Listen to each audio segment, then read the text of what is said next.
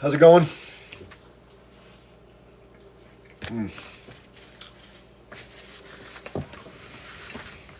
Good day. Good day, everybody. How's it going? Still got that mark on my head from the dog. Oh, yeah, let me invite you to the show. All right, good. Um, oh, Nichelle, you're here. Cool. Awesome. That was fast. Hey. Wow. Thanks for coming up. I appreciate it. Wow, that was fast. Oh, no worries, no worries. Let Always me here just to do this. support. Let me put you on mute for a sec. I'm just going to tell the audience. So for those of you who watch me all the time, I rarely do guests until about maybe 15 minutes in. But today may be an exception. I was on a live last night with Mo Pesci. If you don't know Mo, you should follow Mo Pesci. He's the man, as they say. Ex New York cop, pretty badass dude. Anyway, so Nichelle was on the live with us, and she and someone else was walking Mo through some things that you can do with the live TikTok platform that I still have no clue what's going on. So as I was watching her and her friends show Mo how to do this, and it's something they have to do with these things called diamonds, and somehow, some way that if you do certain things, the diamonds increase, and then people get, I don't know, it's something like that. She's probably laughing in the background like, Chip, shut up, let me talk about this. So what I'm going to do is, once a few more people filter in, we usually get up to about 120, and then we go from there. Probably a few minutes. We'll let Nichelle come on. And first of all, she did some singing before the broadcast ended, which was very impressive, by the way. That was cool. Wasn't expecting that. So she obviously is a good vocalist. But on top of that, she's obviously very smart, and she's taken the time to do the deep work to watch the what they call the tutorials for the deep stuff within. Which, by the way, God bless you. I don't have the patience to watch those damn things. Anyway, I really need to though, because I'm on TikTok. I should probably spend the time. But thank you, Nichelle, for doing the hard work so that I didn't have to. I really appreciate that. Yeah, for those of you coming in, there's a guest in the guest box. Her name is Nichelle, and she is somebody who knows all the ins and outs of TikTok to an extent that is unfathomable to us from normal humans. So she's going to be showing me and the audience how she helps a content creator like me and others increase our reach to the public, and it's the nuts and bolts that I just don't know about. So that's really cool. Just to let you know, for those of you who are coming on board, first of all, thanks for being here today. We're going to be talking about a number of things today. First, we're going to cover the thing I just mentioned, and then we're going to talk about independent Senate candidate Diane Sayre, who's an amazing person who I'm going to be having as a guest tomorrow night on my 8 o'clock time slot, 8 p.m. Eastern tomorrow night. So there's a video in my library that talks about it. So if you haven't seen that, there's a link in the video description, goes to a YouTube video of Diane speaking to an audience sometime in January. And I think that'll give you a good encapsulation of what she's all about. And listen, let's be serious with politics. You're never going to agree with 100% of anybody's positions, right? That's just the way it is. Otherwise, that person would be me, and they're not me. So there are a couple things about the group from which she affiliates, with whom she affiliates, that I don't agree with, but that's okay because I agree with like 95%, which is enough, right? And these virtue things that people, these virtue, they call it like litmus test or virtue signals, that you can't do that in politics. If we're going to have any chance to get to a better place, we're going to have to, just get what we can get in the short term, right? And I'm not saying that Diane is like, get what she's great, but I'm just saying there's some ecological stuff that I've come to learn about that there are different points of view on, which is okay. In the short term, none of that's going to be done anyway. Let's face it, because the momentum and inertia of modern society is all based on fossil fuels and over industrialization, right? That's not going to stop. So it doesn't matter if I agree with her or not. She's probably on the side that's going to link up with the majority of population. Okay, actually, we only have 52 people. Do me a favor if you don't mind. And I hate asking this because it's a pain in the ass, but if you could please tap on my forehead, you can even aim for this little place the dog hurt me right there. Just tap, tap, tap. It'll up the likes of the video. And of course, Nichelle's going to come on and explain more of this. These are the two things that I know. And then the second thing is up by my name, there's a little heart just below my name, the letter C. And if you hold that down for a second, you can then invite your friends, which is kind of cool. So if you don't mind sharing the live with your friends and tapping on the likes. And in fact, now that we're talking about this, why don't I bring Nichelle up to take over this? I'm going to shut up while she talks because she knows what she's talking about. I don't. There we go. way too much credit, Chip. I just read and followed the instructions. Hey, everybody. So, what Chip is talking about, there's 48 amazing people in here. What we're wanting to do is not gatekeep information when we find it. And so, TikTok is an app that we love and we're on a lot. And TikTok likes for us to engage with the app. And you may be saying, well, Nichelle, I'm here. And I'm clicking the likes. Well, there are some other ways that you can support Chip and your other favorite content creators that I invited her to. It was Savannah last night. So if you're in the live, right up where Chips and just so you know, Chip, so you went from about 200 people about 5 minutes ago to almost 9,000 likes just from doing this. So what we want to do is tap on that orange heart up at the top, and when you click on it, you're going to see kind of like a dashboard, and it says Chip Barnes Team. And what we want to do is complete the steps that TikTok is telling us to do. And it not only benefits Chip as the content creator, it benefits you as a user on the app. And so you can kind of click through the tasks to do. I've done all of mine except for one. And you'll also see where how many more minutes you need to keep watching, Chip. Mine says watch 3 more minutes to contribute team points. And you can also help him go up in the rankings that way. So there you go. I see you. We can see when you're kind of completing the task, like giving the gifts or the coins, and making your first comment through that little dashboard. It gives you points and it gives Chip points as well. And it helps him to go up in the rankings, and then the rankings help him get exposed to more people. So So, go ahead. Michelle, how does, last night you were watching different people. There was a way to view it so you could see who was doing what. How does the content creator monitor some of the things you're referring to?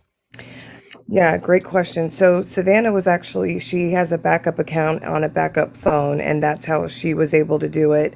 I invited her to come in and to see if she can do it. If she can't, I'll try to pull it up on my computer while you're talking. But yeah, I'm already seeing people doing it. So yeah, you'll do the little friendship bracelets. It's like a dashboard that pops up, guys. It doesn't cost anything. Some of them, like the gifts, are 1 or 2 coins, but this is a way that we can support our content creators by kind of working within the app that we're using. It shows engagement both for Chip and also for us. And so those are some of the ways that we can kind of continue to do that. I'm gonna mute myself, Chip. I'm gonna go and message Savannah, and if she can't step in, then I will try to pull. There we go. You can see those hearts. Thank you, Gigi. Thank you, everybody, for doing that. Jax is in the house. I We see. were messaging yesterday. She is really good with good morning, Jax, with teaching all of us these same things. And so I'm just sharing what I learned through the app. But yeah, TikTok loves engagement, and what I mean by engagement is using the tools within the app to do that. So hey, Okay. Eric. And Eric Warsaw's in lastly, the house. Eric Warsaw, how you doing, Eric? yes, we shared it. Lastly, with the share button, guys, at the bottom, you're able to share with only 15 people that way. But if you press on Chip's face, long hold, it'll bring up all your friends, and you can invite many more people that way Hmm, instead of being limited to the 15. That's what I did. I just sent it out to about 50 people wow. without Okay. having to go through the share button. That's great. Those are great tips. Thank you so much. You said you're going to try to hold off for a second and see if you can flag down someone to help out. Yep, I'm gonna try and get her so she can do it on the screen so everybody can see it live. It helps like with the visual. Yeah, no doubt about it. Okay, thank you so much, Nichelle. No We'll worries. check back when you come back from that. Thank you Yep. so very Glad much. to hear. Glad to be You know, here. it just goes to prove that every day there's always something new to be learned, right? It's like you don't know what you don't even know about so many things in life, right? And then you're like, how did I not know that? So thank you for Nichelle and her expertise. And she obviously is someone who's not as lazy as I am because she actually read the instructions, right? I'm the kind of person that opens the box up and tries to put together the IKEA furniture without reading the instructions, thinking I'm the smart guy, right? That kind of You know what? idiocy. Oh, sorry, go ahead. I was just trying to keep the background noise. Go ahead. Oh, sorry. I was just going to ask, when you went live for the first time, did you go through the TikTok tutorials? Absolutely not. Okay, I did. I thought it was required reading, so I went through all the tutorials on how to do it. So that's kind of the only way I know, but just curious. All right, No, I'll make I'm just that. I'm too headstrong, too egotistical, and too lazy to do all those things. You are Unfortunately, none of those things, sir. None of those things. You're amazing. trust me. Yeah, trust me. You'll see. Okay, we have some other guests that are here. Just for the guests that are coming in, thank you for your patience, and for those of you who are coming in today, thank you so much for being here. It seems like everybody's doing lives now, so it's almost hard to pick. Like it's almost like podcasts. There's so many good ones. You only have so many hours in the day to listen. Like which ones do you go with? So. Those of you who came here, thank you for coming here. There is somebody in the chat, by the way, who came in. I'm not sure if he's still here. His name is Eric Warsaw. I actually sent Eric a message about tomorrow, so I'll mention this in case Eric hasn't seen my message. And by the way, this is no pressure, obviously, but there is a special guest that's coming on tomorrow night at 8 p.m. Eastern, and her name is Diane Sayre. And you're like, well, so what? Who the hell is that person? Diane Sayre is an independent candidate for the U.S. Senate in the state of New York. And you might be asking yourself, well, why in the hell are you talking to somebody who's running for Senate in New York? Like, what does it have to do with anything? Here's why it matters to us. So we know we're really frustrated with the fact that most of our politicians are completely co-opted, not only by big business, special interests, but also specifically AIPAC and other interest groups for the Israel lobby, right? It's a very bad situation. So anywhere we can put a crack into that, that framework, we need to do it. We have to do it, right? We have to start somewhere. So the good news is Diane Sayre is somebody who I've researched and I've spoken with her and I've gotten to meet her and gotten to know her a little bit. And she's a good person. She's a compassionate person, and she sees these issues for what they are, not the BS propaganda from the mainstream news. She's smart enough and has spent the time to learn about a lot of things. And she obviously has her head around this stuff, and she has her heart in the right place along with understanding, which is really the most important two things. So Diane is somebody who will advocate for peace. So she would have been on the top of the Senate floor screaming for a ceasefire, unlike these compliant, get along, go along senators that just maybe they have a personal feeling, but they can't bring it out of themselves because they're just too worried about their own future over top of everything else. And Diane's not like that.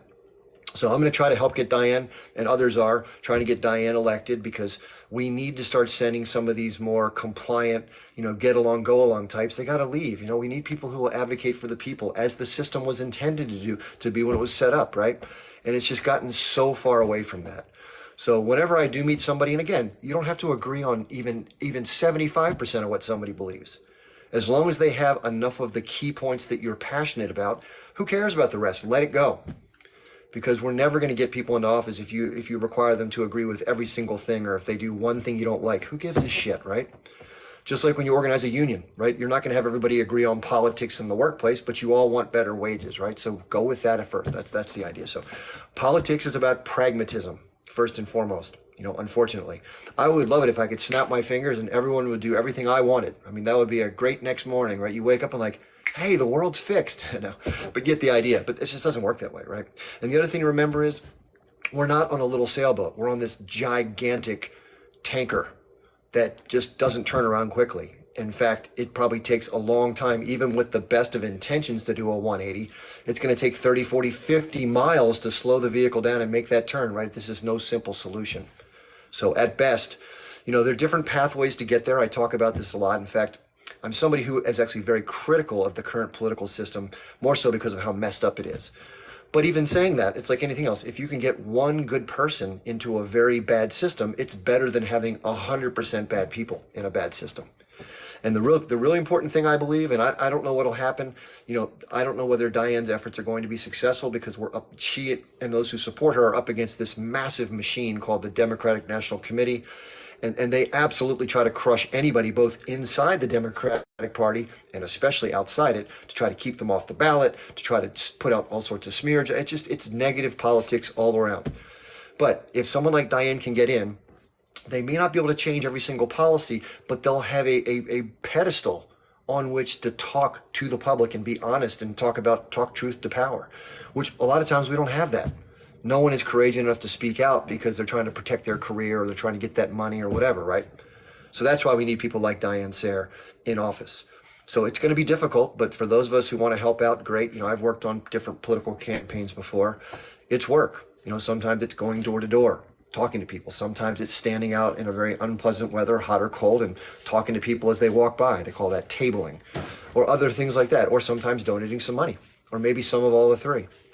And remember, candidates like Diane are never going to have more money than the corporate candidates. It's just impossible, right? So they have to be strategic with how they use their money, and they depend on individuals like you and I, much like Bernie Sanders was trying to raise $15 or $20. It's that kind of thing. So, I've made a sizable donation to Diane's campaign as best I could for right now, and hopefully those of you who get to meet her or hear about her and listen to her message, hopefully you'll feel motivated to do the same. But it's not just about money. It's about us coming together. And the other thing that's hard to do, and I know this is uncomfortable, but we're going to have to learn how to get off of these damn phones. While these are good tools to spread messages, and they're becoming more of the norm for how we do things, but there's no substitute for talking face to face. Just like in sales, they say, belly to belly 10 times a day is the motto for salespeople. Same thing for politics. The most influence you're ever going to have over somebody is looking them in the eye and talking from the heart. Just the way it is.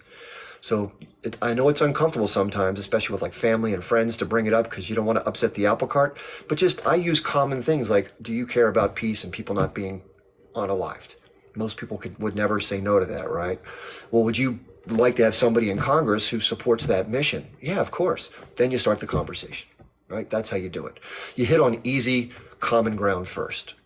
And so I like to talk, I think the common points that most of us are pissed off about is these foreign wars. Like it's insane what we're doing. It could lead to a regional or even a global conflict, which could culminate in the mass destruction of everything if the wrong types of things get fired, right? It's insane.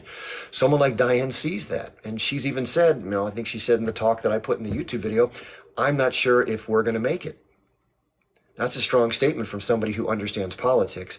And that's just how dangerous things are right now.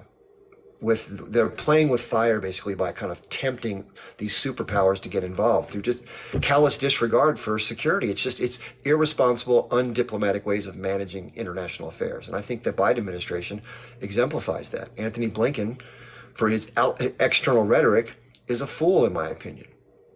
That's my opinion. I think he's a foolish man. He's out of his league. He's risen way above his competency. And yet he's the representative from the State Department of the United States of America. And he's a Zionist with dual citizenship with the U.S. and Israel. That is not the person you want in charge in these times, in my opinion. That's bad for our country. It's bad for our people. Now, if you're someone who supports Israel, you're probably waving the blue and white pom-poms big time. But I think most of us with sane, rational minds understand that this is dangerous, right? Hey, Eric. How you doing, my friend? Good. What's on your mind? By the way, for those who don't know, this is Eric Warsaw, and he is somebody who has a bunch of lives every day of the week. I believe he's one of the hardest working guys. Unfortunately, recently he's run into some speed bumps with respect to the account, like I've had happen. And people like Eric and I who allow the truth to get to the public, unfortunately, we get stepped on, and unfortunately, Eric's got a couple bruises. You want to tell us what's going on, Eric? How you doing, buddy? Yeah. Unfortunately, TikTok has been shadow banning the hell out of a lot of us. And I seen that even Wilf, I don't know if you know who Wilf is. He does really good lives. He's a young man in his early 20s. He does a very impressive show, though. He even got a severe shadow ban yesterday, and I was surprised to see he only had like 50 viewers when I swung by his show. He usually has around 500 too. I see you got a little bit of a shadow ban yourself. I've been shadow banned for the past week, but I get my main account back on Thursday, which I really look forward to, man. They're cracking down hard on us. And I'm sure anybody who posts videos, I'm sure you all notice too, that if you have any hashtags in there that's like, free Palestine or anything like that, all of a sudden, you're not getting your normal amount of views on your videos and stuff. TikTok has been cracking down hard across the board on all of us. Yeah, it's discouraging. Although I don't know about you, I'm not giving up. I mean, I don't care what they do. I'm going to keep speaking out. But I had a video yesterday. I don't know if you saw this, Eric, and I immediately appealed it and it came back up, which is what's been happening. But my videos are being mass reported. Someone's keeping an eye on me, and they're just, every time I put out a video that's even remotely controversial, boom, it just gets taken down. But I appealed. So the video was about the fact that there's been no proof presented to the public with regards to some of the more serious claims of different atrocities on 10/7. And I have no reason to doubt the sincerity of the eyewitnesses who claim these things happen, right? I don't want to go there. But it would be helpful for those of us to corroborate those statements, at least in part, to have some physical evidence, which they claim they have. They claim they have a GoPro camera from the people who went into Israel and other footage, but they won't release it because of sensitivities to the families or something like that. And unfortunately, because of the pattern of behavior over the decades and even recently with respect to 40 babies and most moral army in the world, we go out of our way to avoid civilian cat, all these things that we know are not true but are being said. How can you possibly believe then somebody who says, trust us, we got the goods, but we can't show them to you because of other concerns? I mean, come on. What do you think about that, Eric? Yeah, there was two main stories that came out of October 7th that ended up not being true at all. One was the 40 babies with their heads removed. Putting it as mildly as possible. So, that CNN even ran the story. Israel themselves is no longer claiming that. So that's been thoroughly proven. And the person who started that, it was a journalist that was visiting Israel. She even came out and apologized and said she heard some information wrong, repeated it wrong, and that information just caught on like wildfire. The 40 babies with their heads removed was a completely false story. And again, now has it been proven false, but the journalist herself came. I usually show articles when I run. I can't do it on as a guest, but I usually show the articles on the screen. But you can look that up. Even CNN came out, did a couple articles on it showing that. There's also Eric, the great. Eric, are you home right now? You can show it if you want to, by the way. You just have to turn your camera on with your laptop. Oh yeah, you know what? Hold on, I could. If you want to, you don't have to. I just do the Well, while I look it up, Yeah. I am going to. I'll talk on the other incident, the graping incident. They said that there was a massive amount of graping on October 7th. All right, first and foremost, even Haaretz came out. Haaretz is an Israeli news agency. So coming from them themselves, everybody, let me see here. I got the articles right here from Haaretz matching the. All right, let me see. I'm going to turn my camera on very quickly.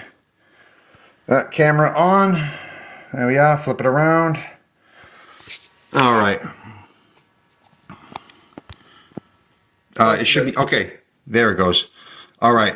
Israeli authorities are now crowdsourcing atrocity propaganda due to existing testimonies, because there's a lot of claims of it, but not matching any actual evidence. See, that's Haaretz right there. That's the Haaretz logo. That's the person doing the story, and they worded. Let me see. I got to make sure there's no.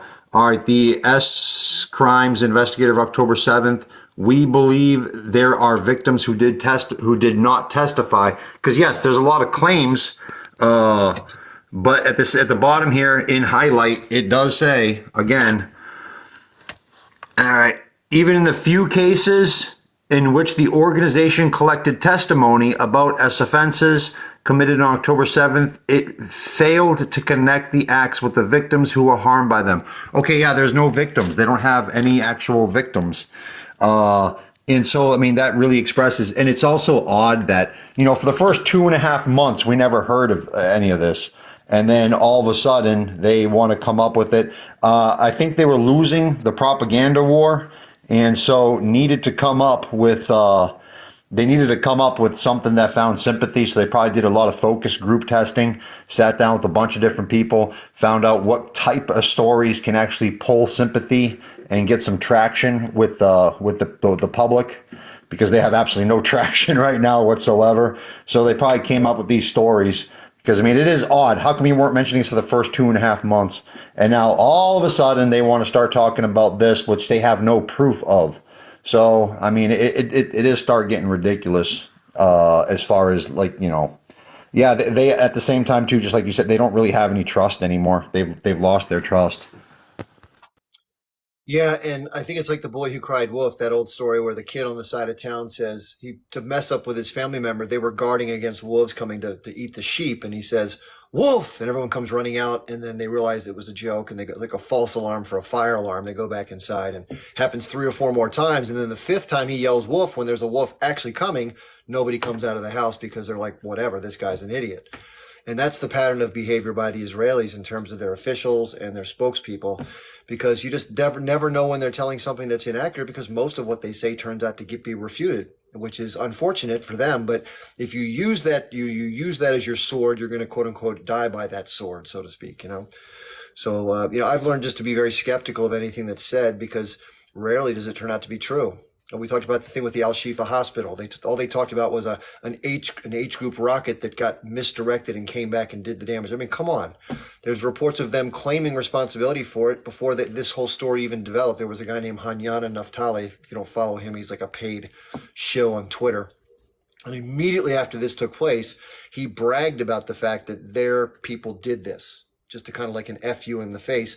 Of course, he deleted the tweet like 3 minutes later, because he realized that was not what the government wanted him to do. Somebody must have called him and said, "Hey, yo," it's just more of the same stuff. And I got even more proof of that. There was a call between two supposed H group members that was recorded, but it turned out to be, Mossad type of agents, because they weren't speaking any sort of normal Arabic dialect.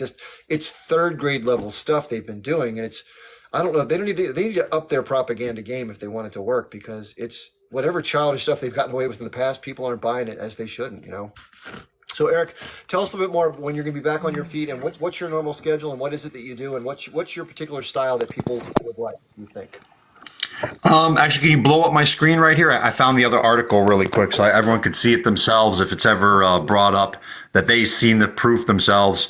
This is CNN. Israeli official says government cannot confirm babies were in the H group attack. So, and this is dated October 12th. I mean, that was debunked really, really fast, but they were still pushing this story for months afterwards. It's pretty ridiculous. After debunked it. And then, then there's this one again. Again, they're unable to verify any of the H group grape stories. So yeah, that also never happened. That was purely. I mean, that's just pure propaganda. Yeah, my way going forward is I also wanted to dip into, because the American elections are starting up and everything too. I was going to dip into American politics, and I feel like absolutely everybody else, where I'm highly disappointed with, 95% of the politicians running for all the different offices around the country. I see pretty much everybody seems to be compromised by foreign governments like China or Israel or Saudi Arabia. And then also, like, you're just big business. We can be compromised by big businesses too, by special interest groups and big businesses. And there's not that many that are just, it's it's very. Everyone feels the same way. Everyone's very disappointed in politics, and I really see that democracy is really an illusion. Right wing, left wing, they all take money from the same groups of people. They take money from the same foreign governments. I just kind of, like everybody else, just disillusioned with our government and the way it's heading. We're heading towards a catastrophe. It seems like, for real, doesn't it?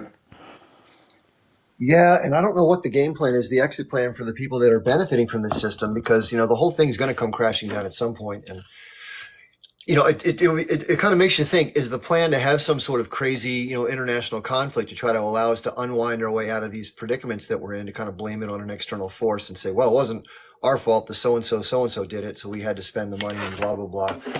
It always seems to be the game plan. Let me just share with the audience, since Eric's very humble, I want to just share with you how much I like his program. But if you don't know Eric Warsaw, Eric is somebody who's become very popular on TikTok. He has a good following, much lower than it should be, in my opinion.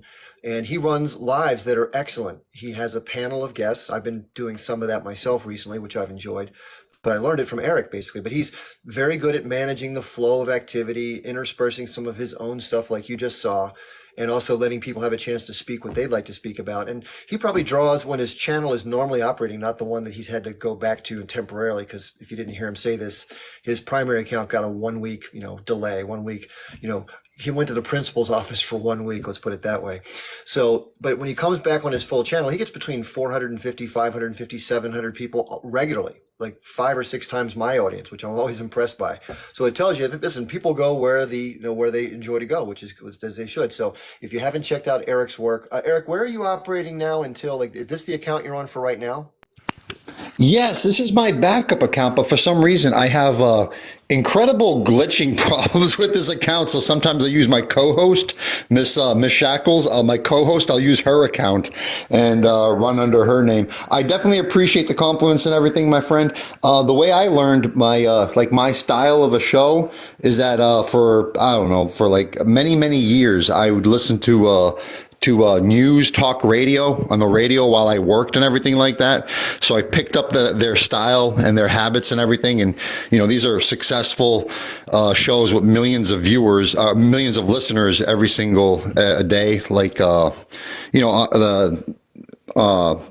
news stations on the radio and stuff like that. I try to listen to both right wing and left wing news. So I mean, I kind of picked up what works, what doesn't. That's where I get a lot of my flavor and my style. I just kind of copied the great people on the radio for the past decade. Thank you so much, though. Yeah, this is my backup account, and I'm glad to be on your show, my friend. You're doing an excellent job. Everybody knows your name, which is great, huh? You have a lot of followers, and you do excellent content videos. Everybody always please check out Chip's videos. They're very great. I got to start keeping up on my videos too. You do videos a little bit more consistently than I do. I definitely appreciate you, Chip. Thank you very much for having me on. Everybody, remember to tap the screen and hit the share button too, because we're all shadow banned. We all got to work a little bit harder to keep our to keep the information out there and spreading and everything like that. So I definitely appreciate you, Chip. Thanks for having me on, my friend. Yeah, real quick before you go, Eric. So obviously, if you want to follow Eric, this is his backup account. So to follow him, you can tap on the box and then it'll show you how to follow. But what is the account name, or how do they find your primary account so when you are back on your feet there, they can keep following you? Oh, if anybody goes to my profile, I have it all linked back to my main account too. So I make it very easy. Just click on my profile and it will link you back to my main account. It's Eric Warsaw .2024. That's my main account. So I make it very easy for the people to swing around, find me wherever I'm at. And I see Nichelle with an N is in the chat room. I see you. And she's a great speaker too, isn't she? She was just on right before me. Very good speaker too herself. Coming up right after you, speaking with you. Well, great segue. Nichelle's back on again. How you doing, Nichelle? Wonderful. All right, have a great rest of your day, Eric. We'll see you soon, okay? You too, my friend. You too. Thanks for having me. All right, Hey, take Eric, care. stick around so you can see these tips. You're great. Oh, yeah, You're you great might at wanna watch sharing it. these tips. All right, I'll be hanging out in the chat room. I got some work to do, but I'll be listening for sure. Okay, great. I'm gonna expand Nichelle so she can show you all what she wants to show you. Here we go. You got the floor.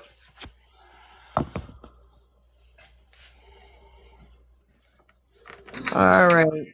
So, what I wanted to show you guys was something that I learned from a TikTok tutorial on how to. Hey, Nichelle, I'm gonna record my screen. Give me one.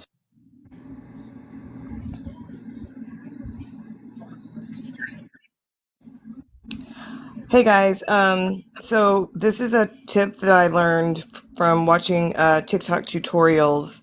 Sorry for it's kind of blurry, but this is a second phone that I have. So the way that we can engage with our favorite content creators, you guys are doing an amazing job by hitting the likes and everything. One of the other ways that you can engage with your favorite content creators is go up to Chip's name up here and hit that heart, and up comes kind of a TikTok dashboard, if you will. TikTok loves engagement. They like for you to create in their app as best as possible, and interact with the tools that they have in their app. So when you click on that heart, you're basically joining Chip's team. And TikTok gives you some kind of some tasks to do. And this is for every single content creator that you like. And so I've already done my little tips. And so you get credit as the user, and Chip gets credit as well when you do this and you join his team. This is a great way to engage. You know, if you can't give gifts, or other ways that you can just engage. And so send a heart. He got 45 member values. I've already done that. You can send gifts. One of the cool things is that if you add your first comment right there, I got 30 values, or 30 member values, for sending my first comment.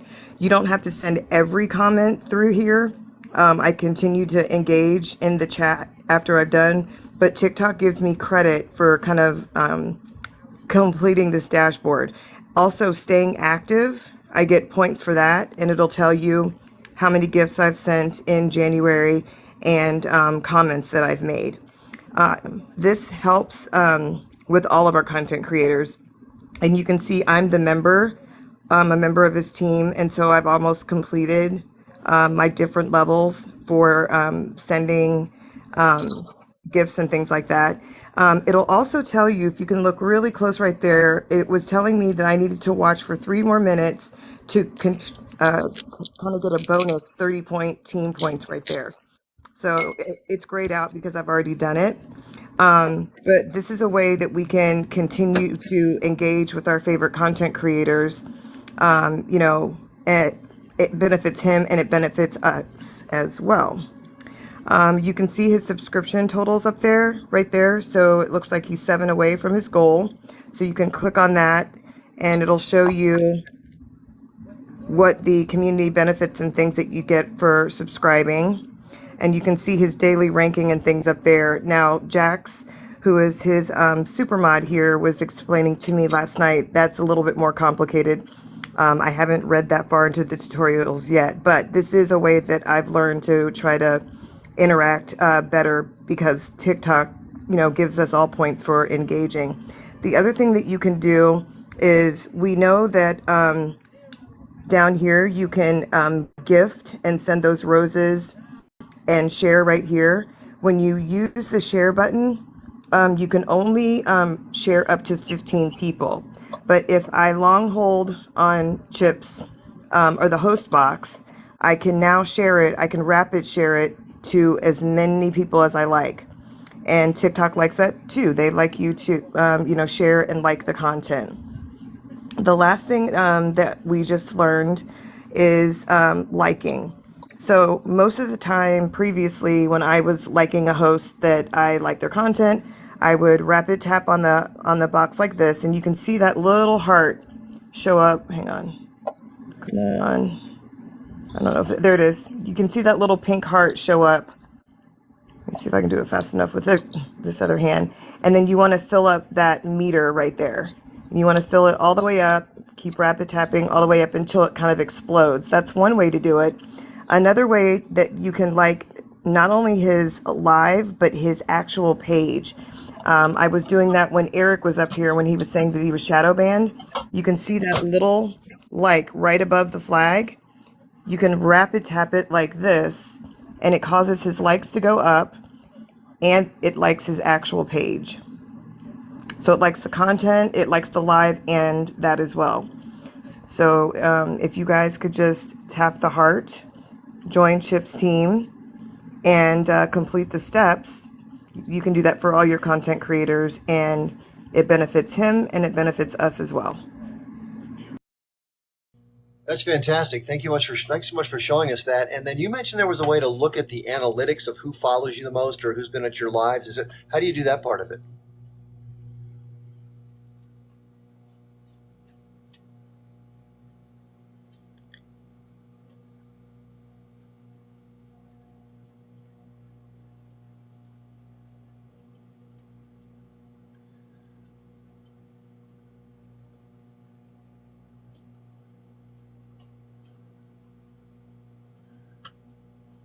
I'm not sure how to look at the analytics. Is that what you just did? The analytics right there? Yeah, those are frequently asked questions. It's asking me to turn on the microphone. Hang on. Yesterday we were looking at the ranking. Oh, right here. So it kind of tells you where you are in the rankings. Looks like 99. Well, it looks like you need basically 6,400 team points to start ranking. And Jax was saying yesterday that obviously that takes time, which is why we need all of you guys. And then you can view your team right there, and it'll tell you like who's on your team. I think you'll be able to see that, Chip, after you log off of your live. Okay. They're saying they can't. Can you guys hear me? My mic is open. Chip, can you hear me? I can hear you just fine. Yes. Okay. There's always one or two people that come in that can't see the picture or can't hear the audio. Then they have to Oh, walk. they're okay. Perfect. They're saying they can hear it now. But yeah, guys, if we can all engage with not just Chip, but all of our content creators that we love, as Chip and Eric were saying, it's difficult. They're shadow banning, and yes, Canadian Shield. I just learned about all the different goals that he can set, but I can't do it from here. I'm just doing it as a user. But thank you for that. So hopefully, Eric, if you're still here and watching this, you can share this on your lives. I'll be doing it on mine. And as we learn more information, we can share it with each other and help each other's content get out on the FYP and ranking. Yeah, that's awesome. Thank you so much, Nichelle. I have that recorded, so I can go back and look at it again. Yeah, that's perfect. So yeah, everybody, I want to see you guys complete your dashboard today. Let's see if we can do it. Doesn't cost you anything. Couple coins if you have them, but fill up your dashboard every time, and you'll be rewarded, and Chip will as well. And rapid tap. Make sure you guys are liking. You can either do it that way by clicking that little like right there. It goes really, really fast. You can just rapid tap. It is confusing, Christos. I know. TikTok does not do a very good job of like giving instructions, right? Like, and the only reason that I watched all the tutorials is because when I'm a baby content creator and I read all the tutorials because I literally didn't know what I was doing and I wanted to be successful, and everybody has to start somewhere. So as you can see, guys, we're already at 50,000 likes. Just me doing this. How to go to the dashboard. I'll do it one more time. So that heart right up by Chip's name. The yellow heart, right? The yellow heart. Yeah, The yellow heart. it's like a yellow orange heart. You're going to click on it and it comes up with your own sorry, I'm doing this holding one phone. There it is. So that's Chip's team. And again, this will work for any content creator that you like. And TikTok loves engagement for everybody that's just now popping in. And when you click on these, it'll tell you the little steps that TikTok wants you to do. So I've already done all mine. That's why it's grayed out. But if I wanted to contribute more team points, so you can see what it looks like. If I can do this with one hand, that'd be great. Come on. Tough to do, isn't it? Yeah, it is. It'll tell you how many team points I've already collected. But like when you click on that, it'll bring you to the little heart thing. Yeah, I've already done everything. Send the gifts. Add your first comment. Always come through here and add your first comment because it benefits both you and it benefits Chip. Those member values are what is being attributed back to you. So TikTok looks at that and goes, oh, wow, you're an engaged, TikTok user. So Hey, Michelle, somebody said in order to go through the orange heart, you have to, quote, give a coin. What does that mean? So the coins are like if I send you a rose, I can send it for 1 coin. And how much does a coin cost, or how do people get coins? Like, how does that come to be? So the way that Okay, okay, Jax, you may have to come. Well, okay, wait, what is Jax saying? Yeah, Jax is correct. They have to have coins already on their TikTok account. Okay. So that's through gifting. Oh wait, I just hit the request. Sorry. Um, that is through gifting. And you guys can, when you click on it, they've got little like pop-up tutorials on how to like add coins to your account. But if you have coins already like in your TikTok account, you can just use them there. It'll just take it out of that credit there. But most of the tasks don't require that. Well, So the how much is it? Just to let you know, if anybody wanted to buy a coin or coins, how much does it cost to get one coin? Do you know? you know what? And that's another thing that's very weird. Let me click on the rose and let me see. Oh, it keeps. Okay, let me click on the gift. Okay, there you go, right there. So let me make sure I'm not giving away. I don't think it shows my payment information. You can recharge right there. So I have 338 coins that are already on here. Okay. So if I wanted to send one of these gifts, as you can see, the different coins have different values to them. But like the finger heart is 5, the TikTok one is 1 coin, the ice cream cone is 1 coin. It's also TikTok is telling me how many more experience points I have to level up. That's for me. And once I run out of my coins here, just so everybody sees, What does I, leveling up mean, Rochelle? Can you tell us what the purpose is behind that, or how relates to what we're talking about? What does leveling up mean? it's just like a TikTok experience thing. I'm learning more and more that TikTok, they want their users to be engaged. So that means I'm liking content, I'm liking what you're saying, I'm sending a rose, I'm sending a gift, I'm joining your team, I'm subscribing, and they reward both me and they reward you. And yeah, Mayday, I don't know how much like 1 coin is. Like you can see right here, 5 coins is 7 cents. I have no idea how they come up with their prices. I have no idea. But that's how you would recharge. And you can either take it out of your TikTok rewards account if you've built up coins, like if you go live, and things like that, or you can like add a PayPal account or your own debit card to add. That's all I know about that. But these little question marks, like, okay, I know I'm the nerd, but I click on all of these because I want to know. I want to know like how the whole thing works because TikTok as an app just doesn't do a great job of like when you log on for the first time, it's like some apps will give you a tutorial. TikTok doesn't really do that. They do have a great like information like TikTok University, but you have to kind of go looking for that. But I see everybody with the team bracelets. That's awesome. But yeah, that's the quickest way to build up your experience points because TikTok recognizes that. And like I said, it benefits both your favorite content creator and it benefits you. And again, clicking on that heart right next to his name. Sorry, I know it's kind of blurry. It'll pull up that dashboard. And also the rapid liking. This was something new. Jax is saying also she's a super mod and very knowledgeable. Not to do it if you're on the panel, but this is a super quick way to start to get the likes up for your content creator instead of doing like rapid tapping this way.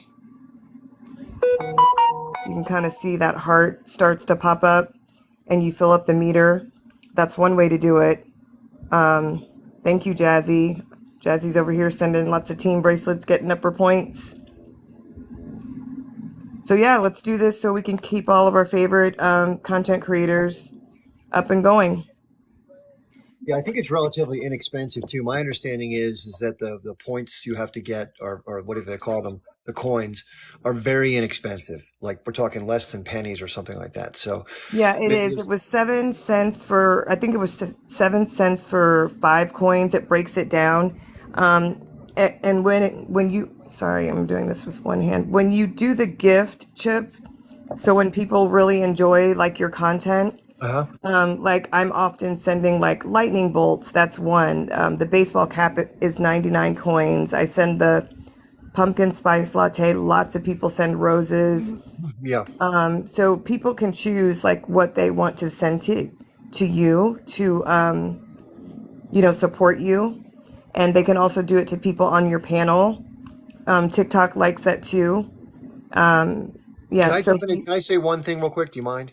sure, go ahead. Yeah. And I'm not certain about this, so I want to put an asterisk next to it. So I do know that when people sign up to be your subscribers, they press that gold star and they join for like what, $5.99 a month or whatever it is. That Yep. TikTok keeps 70% of those funds, which is pretty high. So Yeah. I don't know for these gifts that we're talking about here if they do the same thing or not, but I presume they probably do. Do you know anything about that? Do you know that? I do. It's not 70%, it's 50%. I literally just read that. Okay. Now that's a weird algorithm thing cuz it's really weird. Like it's gifts to you, it's subscriptions, it's also like experience points, which are the diamonds. I literally just read that. So when I have more information, I'll be happy to share it. But I've watched so far about maybe 30 different videos and TikTok tutorials. Okay. TikTok also came out. Every year they come out with their trending report. So I just finished the one for 2024, Hmm. and so I've been sharing what I've learned there. But yeah, it's just a great way to support our content creators. It's important that our pro-Palestinian and well, just our favorite content creators are able to rank the popular lives and things like that. So, chasing peace, I don't think that they keep the subscriber money too. I don't. But as soon as I read up on that, Yeah, I will. they take 70% of that. I know that for sure because I've had people Okay. donate to me and then I see what I get and I get 30% of whatever they so Okay. that's why on my link tree, just so you all know, in my bio there's a little thing that says Linktree/Chip Barnes that you can click on. And at the lower third of the list of items, you'll see donation links because I don't know about you. If I was going to give somebody money, I'd rather have most of it go to the content creator and not to a company like TikTok or whoever. Hey, it's TikTok's business model. They can do whatever they want to do, but that's a big chunk, right? So it's hard for us to make it throughout the month if 70% is going to a corporation. So that's why I tell you that. And I have something called Patreon, which is I think $5 a month. So Agreed. I'm adding a couple tiers for extra value, like early access to videos and some private lives and stuff like that. So that's my afternoon task. But anyway, so thank you so much for coming. Is there anything else you wanted to tell us, Nichelle? No, there's his link tree. You can see that right there. And everyone is agreeing that yes, Patreon is much better. So you don't have to do the subscription, but TikTok does value the team things. And so that's relatively quick and easy in a way that we can do that. Look at that. Jax just said that you now have 415 team members, Chip. Oh That's wow, awesome thank you, job. You guys did a great job. thank you. No problem. Thanks, Chip. Awesome, really appreciate it, Nichelle. We'll be in touch. Maybe we'll have you do it again one time for the next group of people. Absolutely. Really appreciate it. And what if I can do anything to help you out? Please let me know. Okay. Thank you so much. I'll be in the comments. Okay, wonderful. Really appreciate it. Yeah, what a wonderful person, right? Amazing. Just amazing person to be helpful. This is, totally out of her time with nothing in return. It's just I just really admire people like her. Okay, let me get back in the box here. There we go. Thanks, Nichelle. Yeah, for those of you who know, there's two parts to this process. The free part, you have to have one coin to start the free part, which I think it's like 1.2 cents to have a coin. There's a way you can get them at the bottom of your screen to start out. But then once you enter into this process, by doing the various tasks that are listed, they're free. You just add what are called diamonds that help somebody like me get more of a reach in the community. So if you don't know what's been happening, I used to have 300 or 400 people at this time of day on a midday live, And I don't think I've changed much, but I know that my viewership has. So something different is happening. So the only way that you and I can combat this is to try to force our reach out where they're limiting it. And the things that Nichelle just outlined are those things, unfortunately. So I know it's a little tedious and it's a little hard to understand. It's kind of quirky the first time you do it. But for those of you who do, thank you. And I really appreciate it. I know these systems are so funny the way they work, right? It's different. So anyway, but TikTok is a huge platform. We can't ignore it as long as it exists because there's just so many users and we have to figure it out. But like I said, once you get through the diamond part, which is the free part, if you want to give gifts, don't buy a ton of coins, in my opinion. You do what works for you.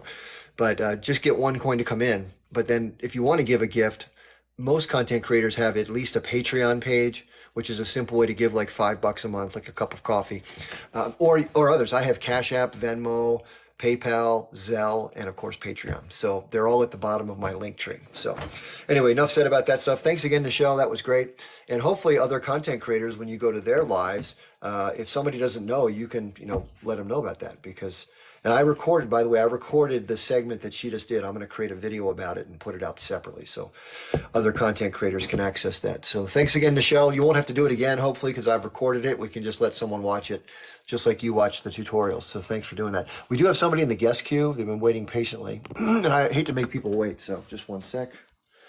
Okay, it's Hafid. How are you doing, Hafid? Come on in and let us know what's on your mind.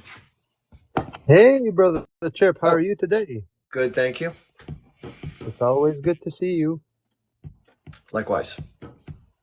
Thank you. And for those who missed the history lesson yesterday that you gave us, man, I'll tell you what.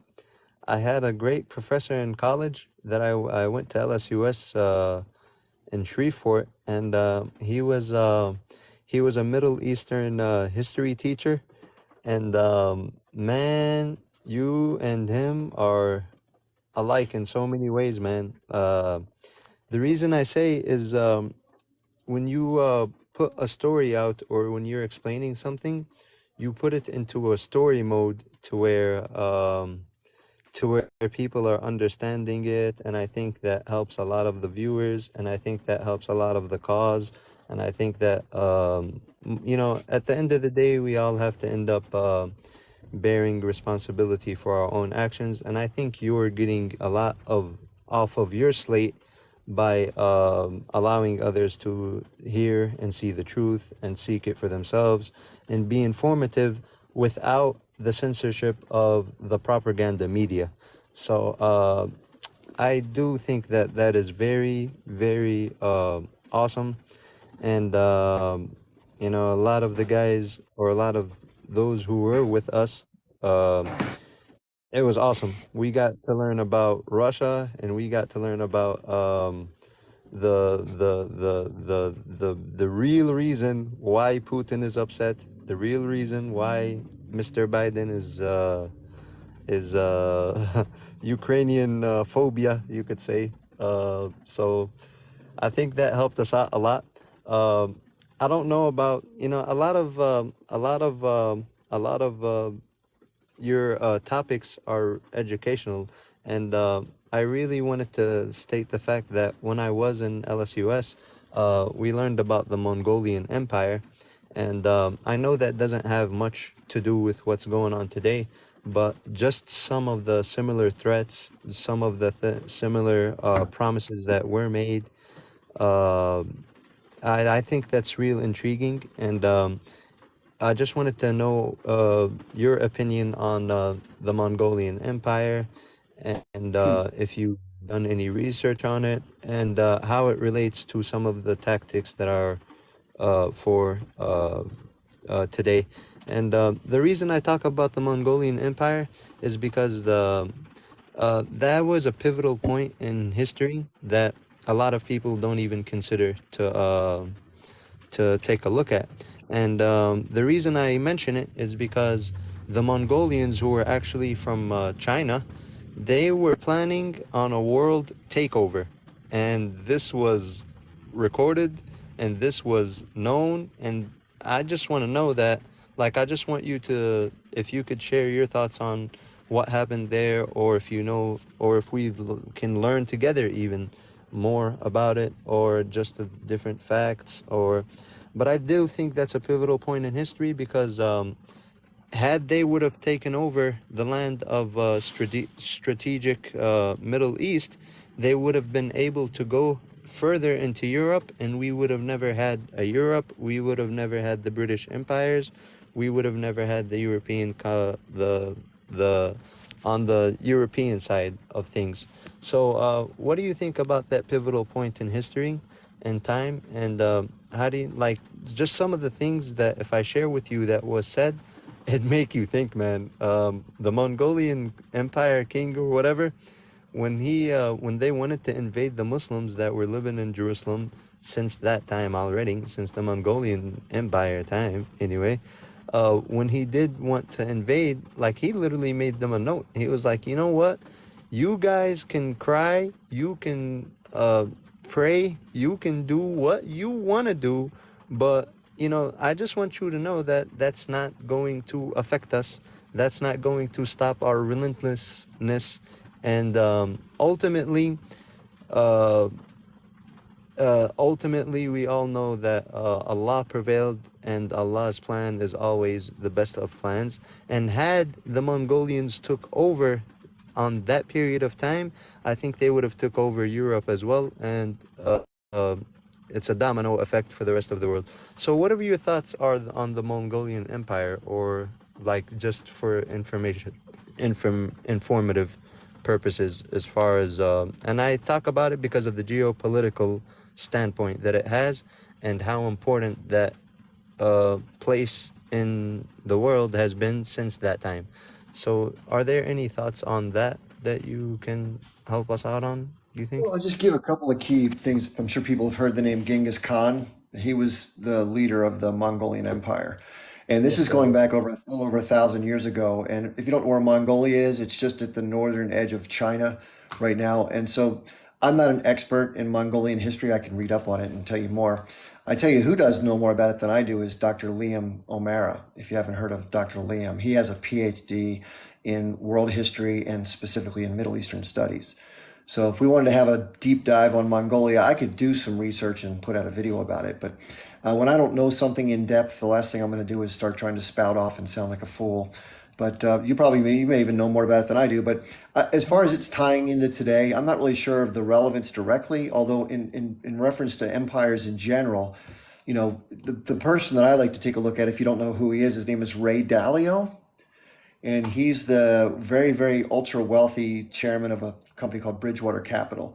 But he's taken some time away from, or as a part of his, just to kind of explore some territory online. So if you go to YouTube and type in Ray Dalio, Dalio Empire, you'll see his analysis, which I think is pretty close to correct, of what the emerging powers are nowadays, who they are, and what are the ones that are sort of peaking and coming on the downslope, which he refers to most empires having about a 250 to 300 year window on average where they're most dominant.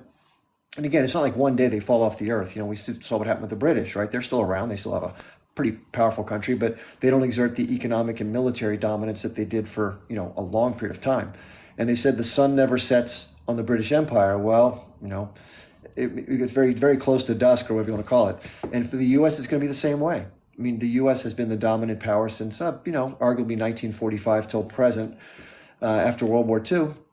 And the U.S. has had the dominance of its financial system and its military expansion. But we've, like most empires, we've overreached, right? You've spent so much money on military bases. It costs so much money to maintain it. All these foreign wars, domestic problems, not taking care of people at home, and corrupt political systems. It's all the same. It's amazing how similar these empires play out. So I would encourage people to go check out that. If you want to do a little deeper dive, I just found a couple of sites, Encyclopedia Britannica online, which has a good overview of the complete history. I'm not an expert on it, quite frankly. I mean, I know of the general flavor of it, but you're right. Maybe if some of these empires had succeeded in conquering other parts of territory, the systems in which we find ourselves today may be different. World War II being the same thing. What if the Germans hadn't been stopped? What would life be like today under sort of a German-Japanese alliance? What would life look like, right? Yeah, And and, maybe and Italy. it's just I'm sorry to cut you off. I just wanted to mention the fact that a lot of people don't understand about the severity of war, And there have been war generals in the past who were relentless and who were and I just wanted to mention that fact in order that our viewers understand that, people have been going on in war for a long time. There's and I'm gonna be honest with you, and I just want to mention the fact that up until Islam, actually, people like Genghis Khan, when they took over places, they didn't leave anything living. And I just wanted to state the fact that us as Muslims, we were actually the first ones who came up with rules of war, including if somebody surrenders, you don't attack them, you don't burn their trees, you don't burn their hospitals, their houses down, their babies, their elderly. And I just wanted to show that there is a terrorism side in history that we don't know about, and it's called Genghis Khan. It's not the Muslims, so there's a Genghis Khan out there, and there were many like him. And so there have been some dire situations that the Muslims did stop from becoming more dire, and it was because of the belief of Allah, and it was because of their restraint, and it was because of their reliance, and it was because of their belief in believing that they could have prosperity.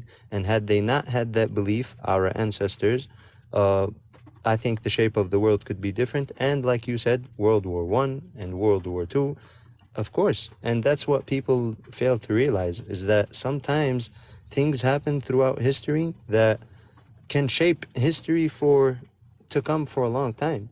And no matter what goes on today, war has always been going on. And, for as long as Allah has told the angels of our existence, our creation, I just wanted to show you the Islamic perspective side of it. For as long as creation has been created, when Allah told the angels that he was going to create Adam, may peace be upon him, who's all of our father, by the way, every single one of us, the first thing that the angels asked was, hey. I'm really sorry to interrupt you. And again, I'm interested in hearing about this, but this is getting into territory that I think is not what we want to have on this particular venue. And I'm happy to hear it under the auspices of deep dive into the understandings from that perspective. But I don't want to be disrespectful to you, but there's a time and a place, and unfortunately, this isn't the one for that level of depth in what you're getting into. So if you want to keep it within the geopolitical realm, which we talked about, that's great. But I'll give you about 30 more seconds to finish up. Thank you for understanding that point. Yes, sir, Chip. And I just wanted to state the fact that I'm sorry if it's going over and about, but just only the fact that when he did say, I'm going to create Adam and make him a deputy on the earth, the angels asked, hey, are they going to spread corruption and shed blood? So what I'm saying is, since the beginning of mankind, there has been a creation before us even, and they did the same thing. So we keep doing the same thing over and over again that the angels are witness of. And I think that's really sad. And as far as the geopolitical, like the geopolitical standing, it's, brother Chip, I swear to God, you are more helpful than you think. And I appreciate everything that you do for us in terms of spreading the truth for us and allowing for us to understand it. And, anything you say basically is, I feel like, comes from the heart. And just as a viewer, I respect 100% what you tell me about, because I understand the circumstances, and I understand the kind of, we could go to a different topic in terms of that notion, but I do apologize if I make it religious, but I live my life entirely to understand that there's right and wrong, and I do think that it's a wrong thing to do to spread blood in general, but also to let us know that, hey, whatever we do, it's not something that Allah did not know that we were going to do anyway. So this is just a warning for those who shed the blood. It's not something that, Allah knows. And I do appreciate you for giving me the time. Let's finish up. Yeah, I understand your point of view. Let me thank you for putting those points of view out. Listen, everybody sees the world through a lens of some type, and many people see it through a theological lens, religious lens. Um, Mine's a little different, not because I think that I have some divine insight that I know more than anybody else. It has nothing to do with that. It's just that in the journey, I've really, really, really tried to embrace different thought processes and different belief systems, and tried to go with the flow of what people told me that I, quote, should be doing and the best way to be. And I couldn't connect with it. Just to be perfectly straight honest, I mean, I could make up stories and pretend to go along, but that's just not how I'm wired. But I do want to make this point. I have no clue. I like to call myself confused when it comes to these issues because I really don't know. I don't have any, just like what we're talking about with evidence regarding what's happened with the claims being made about the bad things that the H group did on 10/7. I don't know for sure. I don't know that they didn't happen. Just like the issues that are being presented today. People have very strong beliefs about this, by the way, and I've been invited numerous times to quote unquote investigate this more, and I'm open to everything. But I'm also very skeptical, just that's my nature.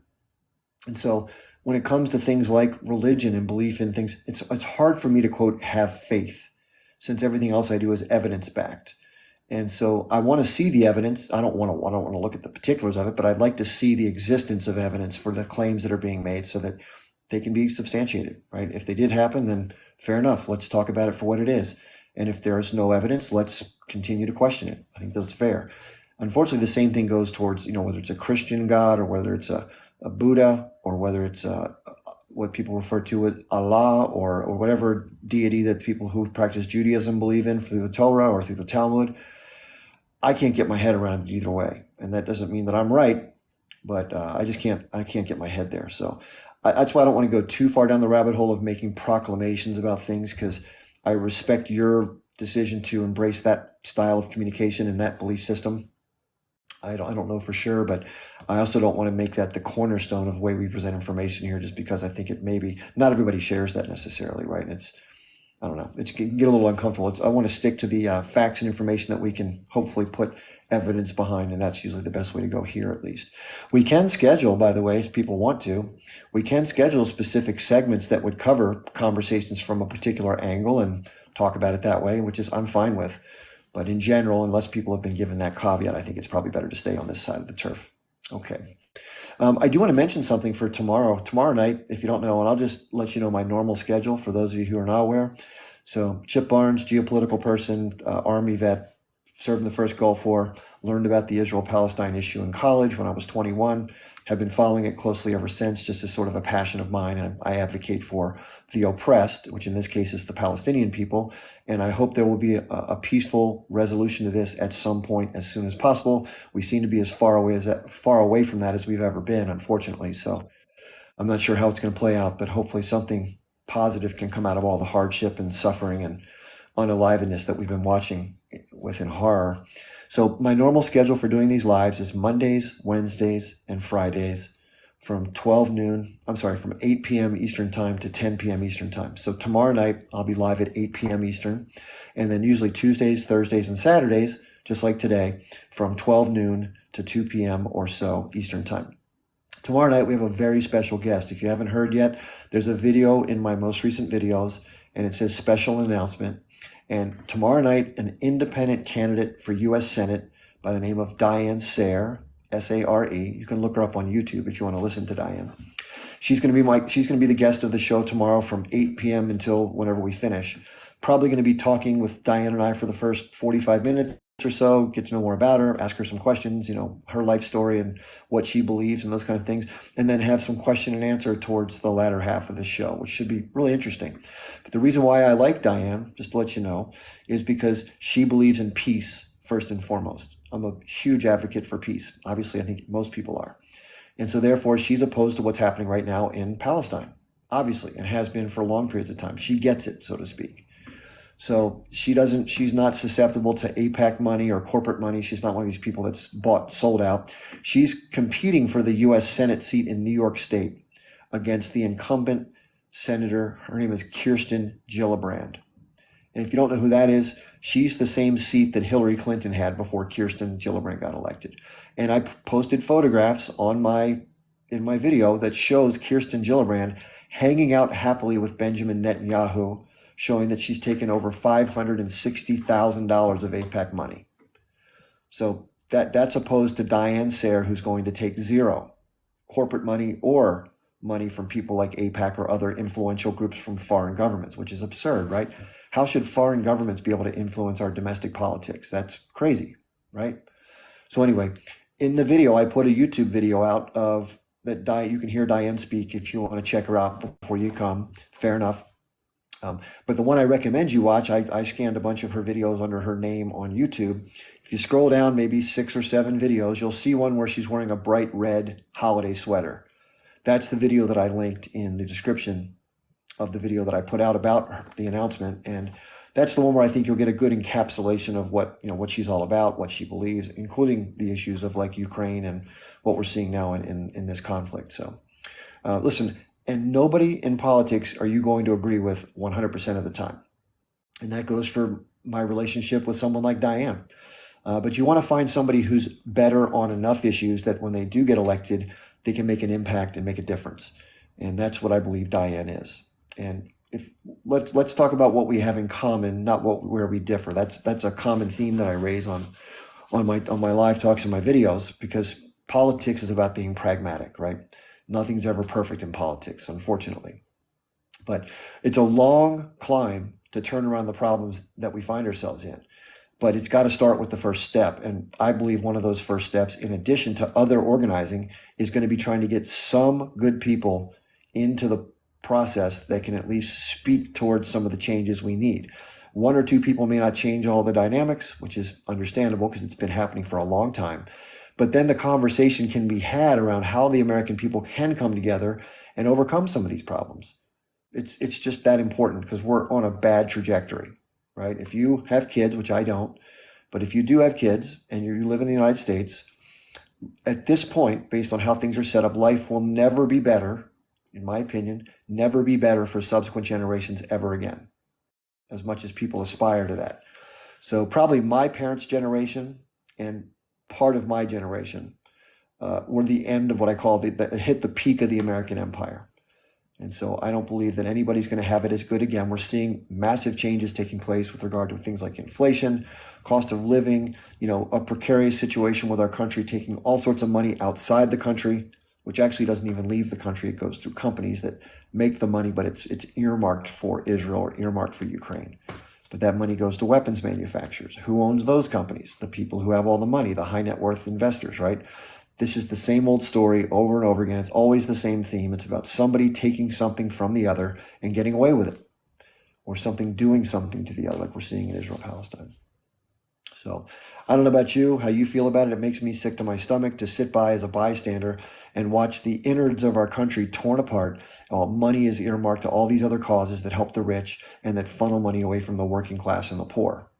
And meanwhile, all sorts of excuses are made why they can't afford to do things to help the average person, while they somehow can justify unlimited money for these foreign expenditures and militarism abroad.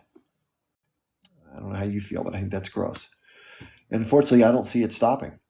Look at the current inertia of policies and watch what's been happening. And look, we get mad. We call the congressman, we call the senator, we bang on the tabletops, we go on protest like a week and a half ago in DC, where we had about 400,000 people, listening to great speakers and waving flags and rallying. But unfortunately, it gets ignored. It may get noticed a little bit, but not much. And it doesn't rise to the level of affecting any short-term change. So unfortunately, even though we're angry and we want to see some changes, and I think most Americans right now want to see an end to what we're seeing. This is horrific. But they don't have the access and the privilege to get to the people who make the decisions, right? The people who donate money to them can call them up and say, hey, I want you to make sure you don't, that you do not prevent the continuing of what's going on. There's no vote for a ceasefire. Those people they pick the phone call up for, right? So if some billionaire who's donated $100 million to XYZ Political Action Committee calls a senator and says, hey, Senator, don't vote for this, they're going to get that phone call and they're going to not vote for that, because that's the person who funds their reelection campaign. And that's the problem in our country, is the fact that the donation system, which in the old days was called bribery, right? If you gave something to somebody for influence, that's called bribery.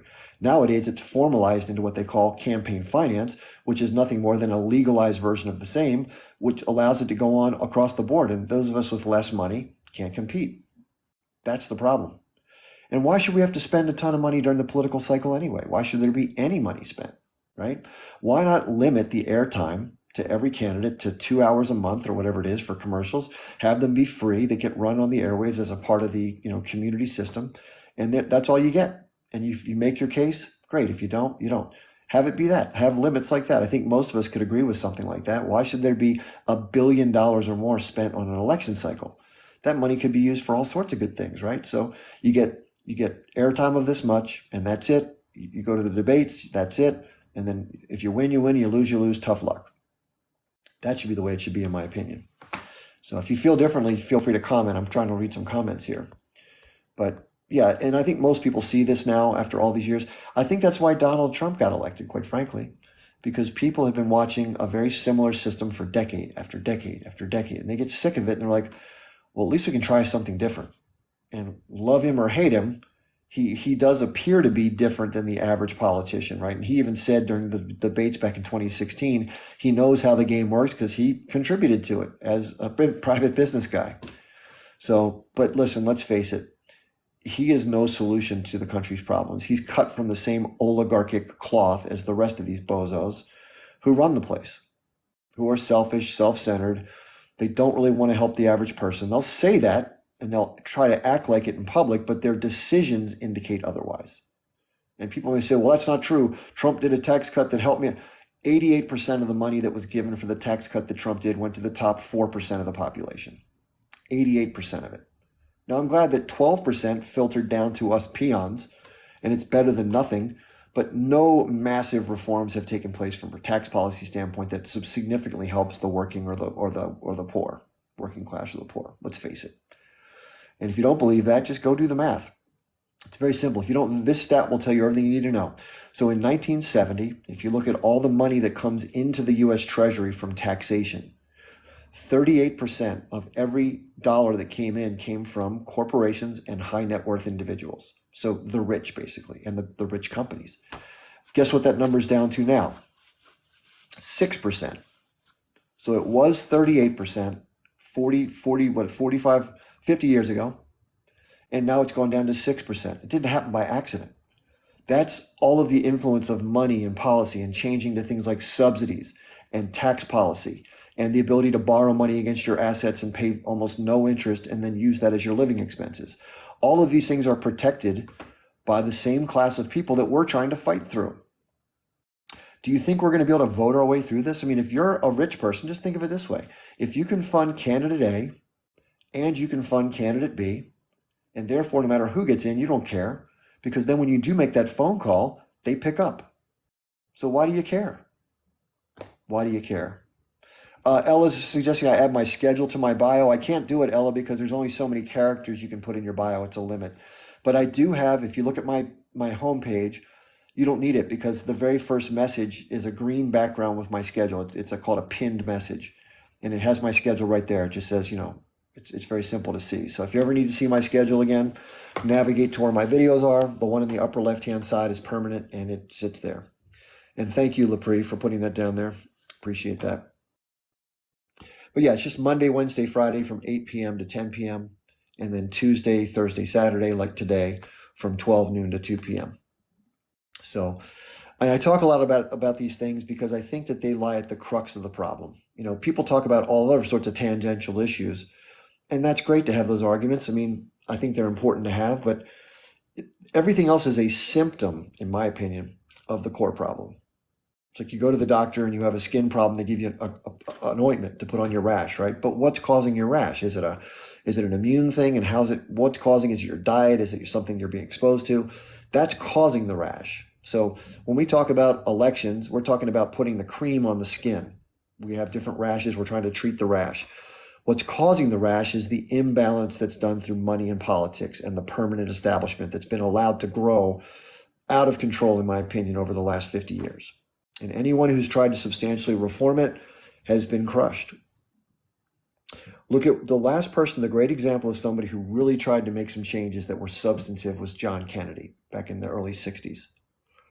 And he realized that the support of the Zionist movement was detrimental to the US in many cases. He also realized that the nuclear potential of the Israelis was a big deal, and he wanted to have inspections that would further, limit them to develop nuclear weapons. And of course, that was completely, resisted by those who supported the Zionist movement within the U.S. government and other issues. But look what happened to him in 1963. He was not only not allowed to implement his policies, he was not allowed to stick around.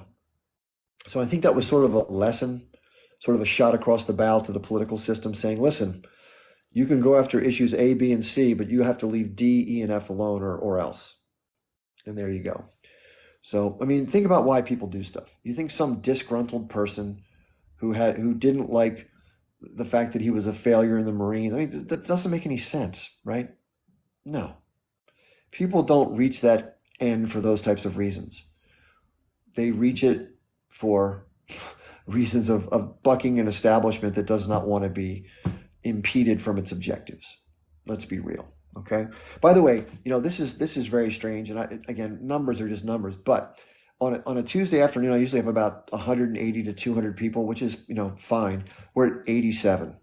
So can you all? Somebody's tapping on my face. Can you please tap on my head and get some more likes in here? I hate to ask you to do that, but it's really sad that we're reaching so few people. That people like me are being so limited in our reach. My live broadcast used to go out to all my followers.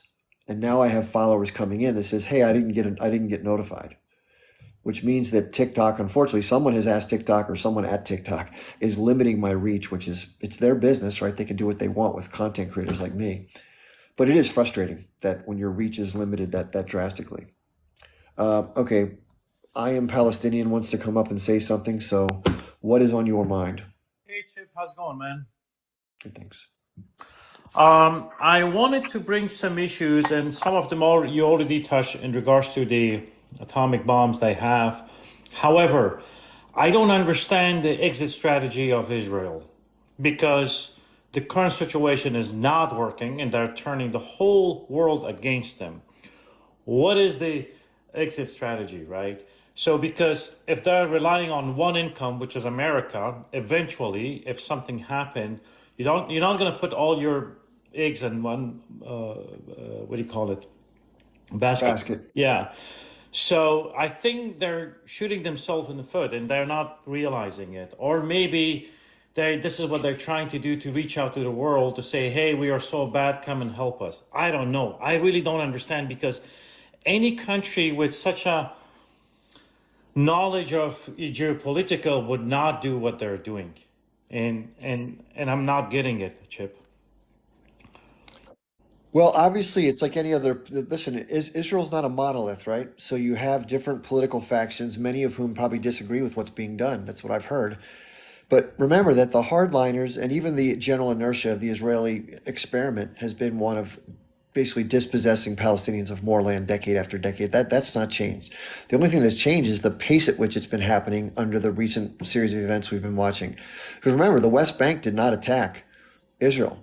There was not some launch from a group inside of the West Bank into that part of Israel. It was done from Gaza. And yet people in the West Bank are being punished for the fact that happened. And the problem is, when you use collective punishment like this, it is a war crime. You're not allowed to do that, because the small group that they say they're going after, they're unaliving a lot of other people. I don't know what the long-term game plan is, but from what they've been doing, from their actions, they've obliterated the northern part of Gaza. Let's face it, that's happened. There's no way people are going to be able to go back anytime soon and live there. There's just nothing to go back to. It's all destroyed. And now they're setting up shop and going further and strangling Khan Yunis to the south. They're bombarding it. They're militarily coming in with armored vehicles and soldiers, and there's skirmishes happening right now. I just saw some video this morning of that.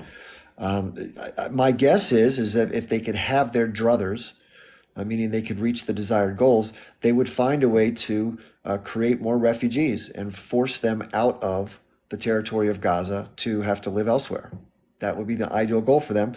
And at a minimum, what it seems like they're going to do, and this is what Netanyahu said, so we can trust what he said, that their intention is to never leave northern Gaza, to maintain an ongoing, indefinite security presence in Gaza. He's also said that there's no way that they can continue to exist as a state without controlling all of the security issues west of the Jordan River, meaning a more permanent and more deliberate occupation of all of that land. And my guess is that the goal is to do the slow but steady dispossession of Palestinians bit by bit, place by place, build more settlements, and eventually create a completely untenable situation if they can get away with it. Correct, Chip. But the problem is that all of this could have be done easily 20, 30, 40, 50 years ago with the modern way of things are, entangled. If you just fart at one end of the globe, the other people on the other end of the globe will hear it because things get spread so easily, right? So I'm not sure if they really understand the consequence of what they're doing. I really doubt, because if they knew that, because the whole world is almost turning against them. I mean, is he asking, Netanyahu eventually, from my understanding, he will be brought to some sort of court because he cannot continue to do whatever he's doing currently. That's my understanding. And the other thing is that why, when we had internal issues other places in the world, like Kosovo or Yugoslavia or the other places, right? United Nations went there with their forces or whatever it's called, and they were trying to intervene and why the same thing cannot happen in here? I mean, you're having a fight internally with your own people that they don't accept you, right? So Palestinians are not from an outsider is attacking you. It's within the boundaries that you already declared, right? So, and I don't understand why international community cannot say, well, you don't know how to control your own people, so we're going to come in and teach you or do something about it, right? Because that's exactly what happened in Yugoslavia, Chip, right? The question is accountability. So look where the power dynamics were in that war versus this one. And this is the problem, is that as long as the U.S. is providing military and political support, look what happened at the UN. There were multiple ceasefire requests that went through the UN. Almost every nation, not all, but almost every nation voted in favor. And what did the U.S. do? It used its veto power at the Security Council to prevent a ceasefire from being forced onto the situation.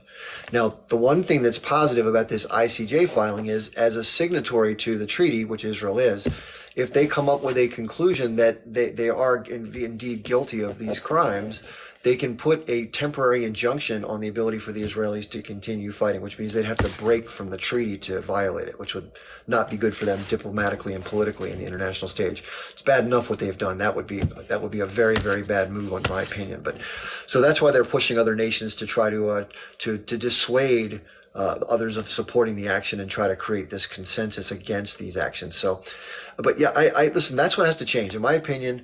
The accountability that needs to occur. And listen, I agree with you that public opinion has swayed dramatically against the Israelis, which I think, listen, I don't like what Israel does, but if I was thinking from an Israeli strategic standpoint, long term, I agree with you. You're going to a place that doesn't serve your interest long term. Because let's face it, reputation does matter. But as long as you have the biggest bully in the neighborhood with the 25 size club that can beat you over the head, who's going to do anything about it, even though it has a terrible taste in your mouth and you can't stand watching it? But what are you going to do? Yeah.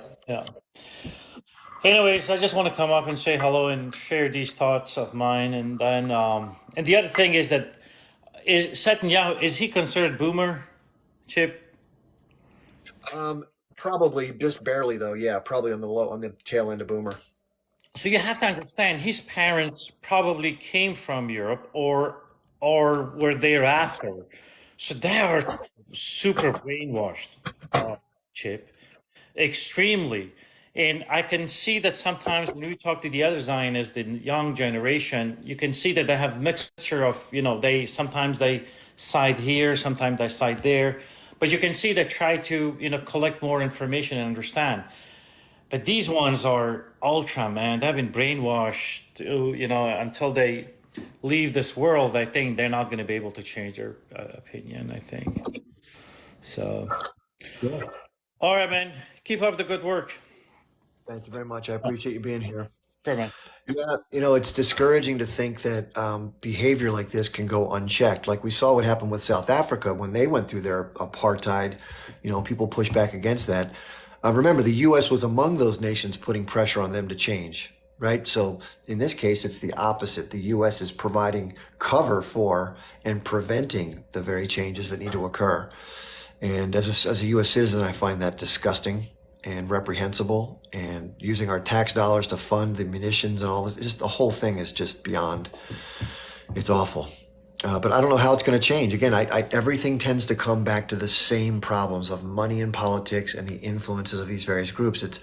It's all tied to that same core rot. Everything else is a symptom of that. And I've talked at length about how difficult it's going to be to change that. And I think a lot of people, even though they don't recognize it and acknowledge it, they don't want to have to accept the cold, hard truth of what's required to change that. And I don't blame them, because it's very scary to think about the fact that, well, what if voting won't do it? Like, what are we left to do, right? It's very unsettling to think that the system that's supposed to correct itself through democratic activity is uncorrectable. And then what do you do? It's turning into this pageant of fake, of possible change that you watch every 4 years. You finally realize it's just a pageant. And then what are you going to do if it's just a pageant? There's not real democracy there. There's the appearance of it. I mean, if you watch, I've showed George Carlin here before, and he talks about the big club that runs things. In fact, that you and I are not in the big club, right?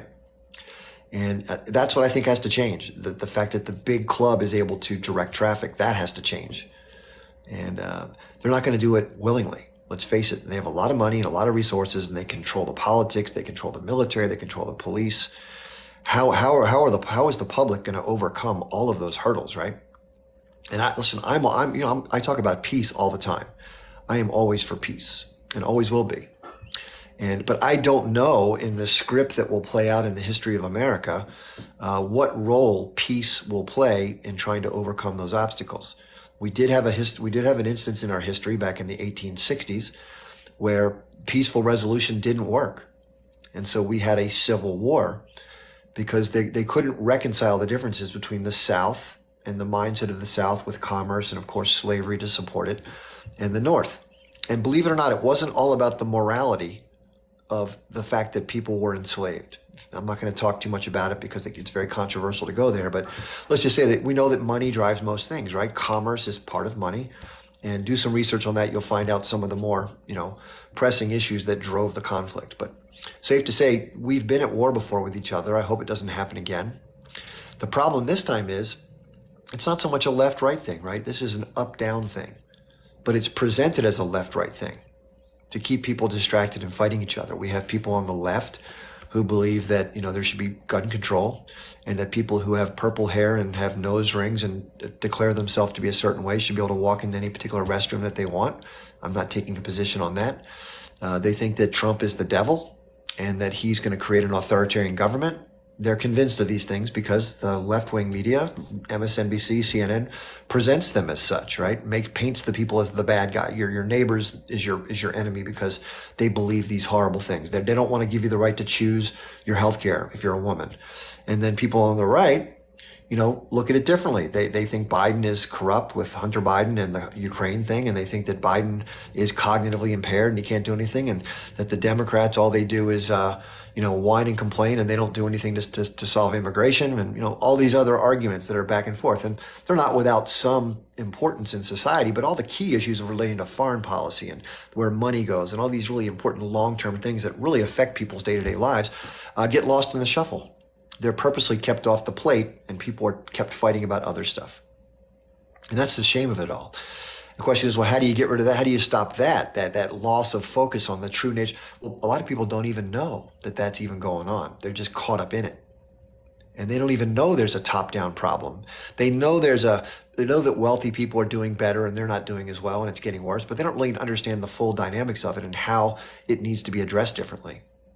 Right? And they're told, and listen, everything comes down to conditioning. Let's face it, if you're told over and over your whole life, voting is your civic duty and voting is the way to democratically change society. If you want different things, use your vote. Otherwise, you shouldn't talk, right? If you don't use your vote, you have no right to complain, right? That's what we're told. Yeah, but what if you've been voting and you've been down that highway a number of times, and no matter what you do, who you vote for, which party, what time, a lot of these big picture issues just keep getting worse and they don't seem to be able to be changed. Then what?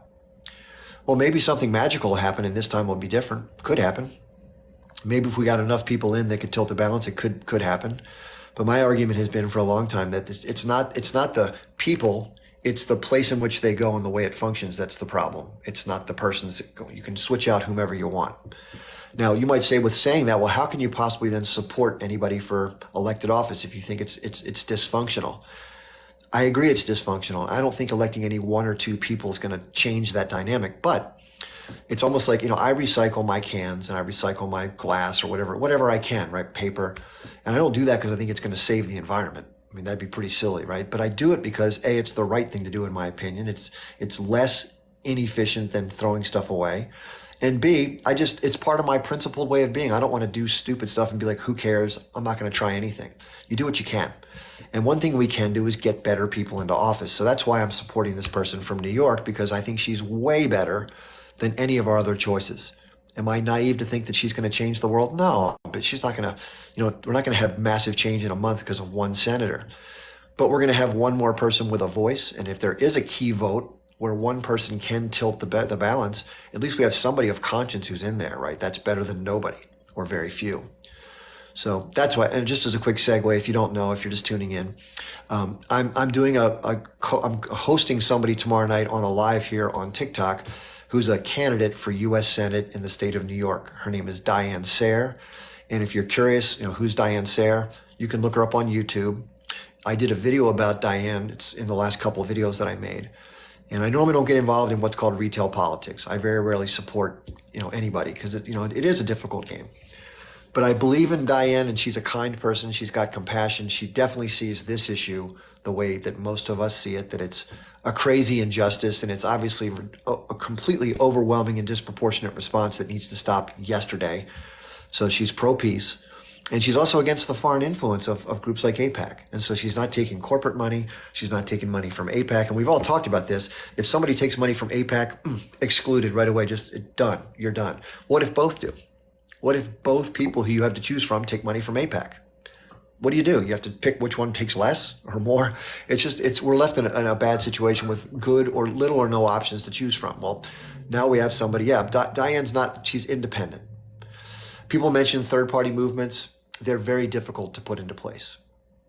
And they very rarely succeed, if ever. And the system isn't set up to break from the two parties right now. It's very difficult. So if you get a chance to check out Diane, she's going to be on the program tomorrow night at 8 p.m. Eastern time. And, I think very highly of her. I've met her in person. I've spoken with her. And, I think she's a decent human being. She's got a good heart. She's extremely smart. She's very knowledgeable. She's very much aware of what's going on, as one would need to be. And by the way, if you don't know this, most people who are in elected office, this is going to shock you, they don't have a clue what's going on. They watch MSNBC like the rest of people, or Fox, or whatever they like to watch, and they take that at face value. Most of the people that make the biggest decisions in our world don't make them on being informed. They make them being coerced by a system of politics where they have to go along and get along to get ahead. And that's really sad. I guarantee if we had a conversation right now with 535, House representatives and senators, and we talked about Ukraine, I'd say 98% of them have no clue why the war really started. Not a clue. They just don't. Unfortunately, Americans are mostly ignorant, not because they're stupid, but because they're not well informed, and it's by intention. Either they've been lied to by omission, meaning somebody skipped an important part of the story, or an important part got twisted in some way that makes it sound more sensible for you to support one thing versus the other. That's the problem. And that's not unique to the USA. It's obviously what goes on in Israel too. We see people on these lives who will argue till the day they die the points they make, right? And they believe in their heart that they're true. I don't doubt their sincerity. But they've been misinformed and uninformed for most of their life, and therefore it makes sense they think that way, right? And it took me and everybody else who goes through this process of breaking apart from propaganda and misinformation and programming that goes on in societies. And I always like to say America is I think America is the most propagandized group of people in the history of the world. By far. Not even close. And the reason why you know that is because if you asked 1,000 Americans, are you programmed, are you given disinformation? 998 would say, no way. That's North Korea, that's Russia, that's China, right? They would deny it. And that shows you how effective it is that in the face of it all, they don't see it. And I've given these examples about the old person's house. I'm not going to get into it again. But that's the problem, is that people are not awake. So for a movement to work, people say, well, what can be done then? They get like, well, all kind of, well, what are you going to say? I've talked about this at length. We have to have a decentralized mass movement. I'll put it this way, there needs to be, not we. I mean, it's not my job to kind of, to tell people what to do or whatever, but my belief is that if for something to change, there's going to need to be a mass decentralized movement at a certain scale so that it makes a difference. 400,000 protesters, great, but 40 million people, that's a much different animal. That's like 1/7 of the population, or no, it's actually more or less than that. It's like 1/8 of the population or so. And that's plenty of people. And try arresting 40 million people, right? Try arresting 40 million people. You can't do it, right? And if it's got to be overwhelming, is my point. If it's just a few here and there not going to Starbucks, which has had an impact, but you need to have enough of a scale to make it impactful. So if you're a rich person and you see some people on the Capitol screaming, you're like, who cares, right? But if you're a rich person and you have a factory in Northern Virginia and the Northern Virginia Beltway is blocked by 160,000 screaming protesters, well, now you're paying attention, right? Because your trucks can't move anywhere. You're not making money. And if they're not going to work, there's no truckers driving. So there's not only you can't drive the trucks, but those who do come to work can't get through, but a lot of them don't. And then on top of that, if they're not buying your products and they're only buying things they have to survive until this thing, whatever demands get met, that's going to be the pressure necessary, in my estimation, to affect change. Do I want that to be the case? No, that's massive civil disobedience, which can lead to repercussions, and it will. Let's face it, some people are going to get arrested. Some people are probably going to get, there's going to be some people that will get involved and stir things up like they did at January 6th, in my estimation. Those are called agent provocateurs. They want to make the protesters look bad. So there's going to be a response, maybe a lot of responses, and probably a lot of it very unpleasant. And a lot of people will, what I call, stay in their lane. They're going to be very reticent, very hesitant to get involved. And unfortunately, that's the way it works. And so it's a process of trying to get people who are the initial people who are willing to, because they know what's going on and they're more motivated, they get involved first. But then what will draw the other people from more the center to get involved? That's what you have to get. And that takes time. All of this takes time. The biggest hurdle is, one, making people aware that if they're not aware, they're not going to have the motivation to get involved. So awareness is the first part. We're up against a massive corporate media. That's hard, right? Secondly, is once people understand fully, imagine if you snapped your fingers and tomorrow morning, like, everybody knows what's up. Like they understand this conversation and they agree with it. Okay. That's step one. So we have 340 million people that know what's going on, right? Of which maybe 30,000 are these rich assholes or people that we want to try to deal with. So everybody else knows. So now, even though you know something, doesn't mean you do something about it, right?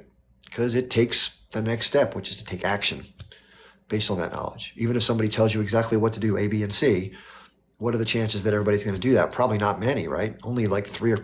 When I ask people to follow my backup account, this is how I can tell you. And they like me, right? I'm not some jerk they hate. 3% do it. As I've learned, I have 110,000 followers and I have about 4,000 on my backup account. And I ask all the time. It's just the way it works. So what I'm trying to say is, I forget about that. But the point is, in terms of involvement, people are reluctant to get involved in stuff unless they have a really strong personal reason to do it. And so if they feel threatened by the fact that their family will be put out on the corner and their life has gotten unmanageable, then they're more open to doing something. It just makes sense, right? If you're down on your luck and you're down on your chips are down and what do I have to lose, right? But most people aren't going to be in that space for a while to come, if at all.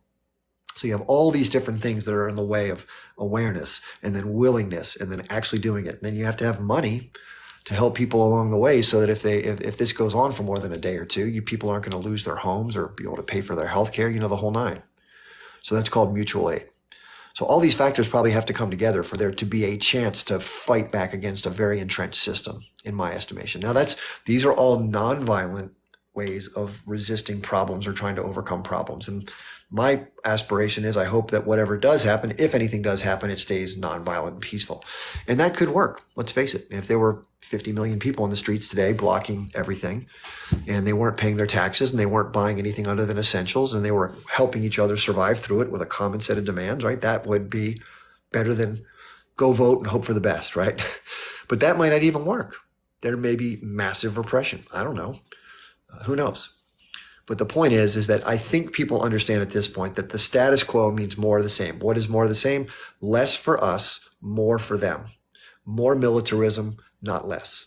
More excuses about how money can't be used to help the domestic population, but how it has to go do these things because our survival is at stake or whatever narrative gets spun around it, right? So these are difficulties. Somebody says, what is your thought about the border? I'm assuming you mean the US Southwest border.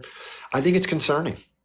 I think if you look at the patterns of behavior over the last 2 years or so, even before, many more men of fighting age have been allowed to pass through the Southwest border relatively unimpeded, including giving them things to start their journey with, money and other items and places to stay.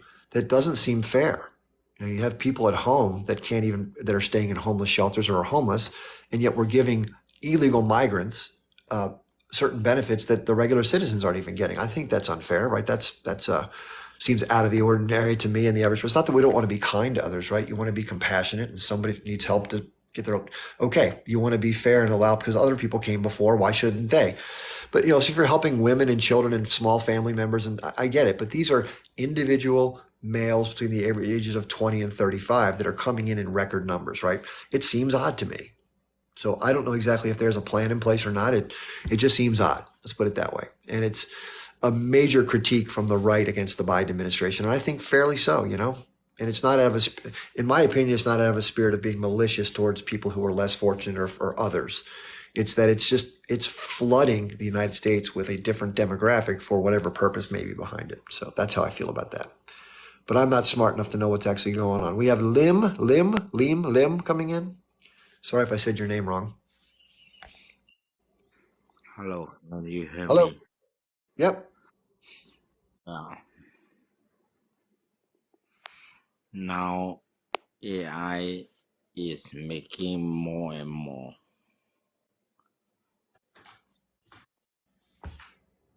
Same thing, same face. What's your point, Lim?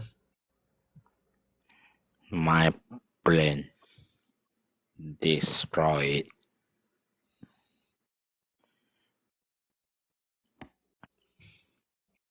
I tell you what, I don't know if this is, I don't know what's going on. If you're able to communicate, I know this is tough because I don't know your native language. If you're able to communicate in English, great. If it's something that's a struggle and the pace of it is a problem, I understand that, but it's not going to be conducive to the show to say 3 words every 26 seconds, unfortunately. So I'm going to let you go there for today. And a lot of times you don't even know if these things are trolling or not, right? It could be, who knows? But I apologize. This is a show in English, unfortunately, and it's one in which if somebody needs to take that amount of time to get their words together, and by the way, if I had to speak in a foreign tongue, I'd be way worse. So they wouldn't want to bring me up on their show either. So we have a few minutes left today. I have a lot of things I have to do this afternoon, so I can't go over today. But I do want to share with you that we're going to have Diane Sayre on tomorrow night, who I think you'll really enjoy her. Let me see if I can find a brief clip of her online, because there's a YouTube video that I wanted to show you. Just a few words of hers about 15 minutes in. Let me find that. Hopefully I can play that without any trouble. It doesn't have any copyright music or anything like that. I'll just turn my phone around and you can hear it. Let me see if I can find this video where she's in the red sweater. Where are you, Diane? Here we go. It's not a red sweater. It's a... So I convened this. Let's see. This is the problem. And Biden and NATO and the UK gave Putin the middle finger. And then One sec. dollars that were used to overthrow the elected government. She talks a lot about Ukraine. I don't know if y'all want to hear her talk for a bit, but let me see if I can get her talking about Israel-Palestine, because there's a little piece of that she does about 17 minutes in. To the West. So what happens? On the day that Biden said the Ukrainian army, which is massive, Ukrainian soldiers have to a victory of.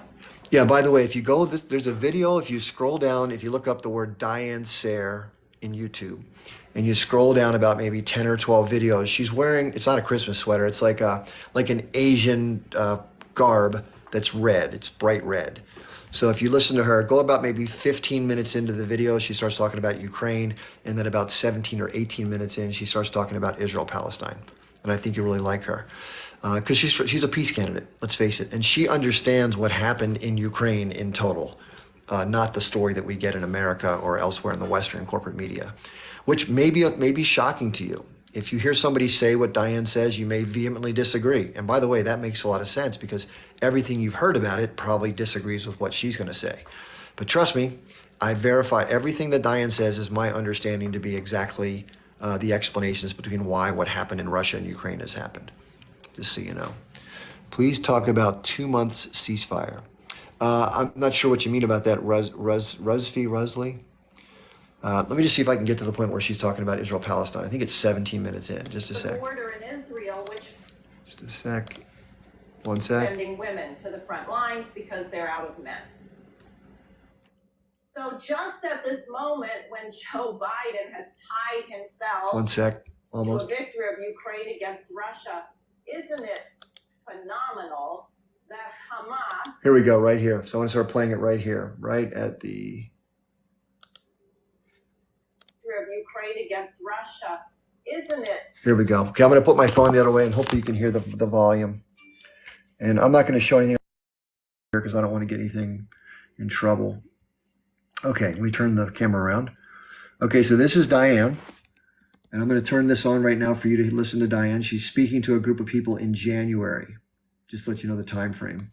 Phenomenal that Hamas, funded by Bibi Netanyahu for years, suddenly gets across the border in Israel, which for some reason is not armed. They got rid of 2/3 of the military that was on that border and commits a terroristic atrocity. And it is a terror atrocity, and I will not condemn that, but you also have to ask these questions. Bibi Netanyahu was on his way to jail with hundreds of thousands of IDF forces in the streets objecting to his attempt to reform the criminal justice law so he could stay out of jail. We also know that a lot of the hostages, or would have been hostages, were killed by the Israeli army because apparently they have a policy of not protecting hostages. So if you know Hamas is somewhere, you go ahead and bomb and level the place whether there's people there or not.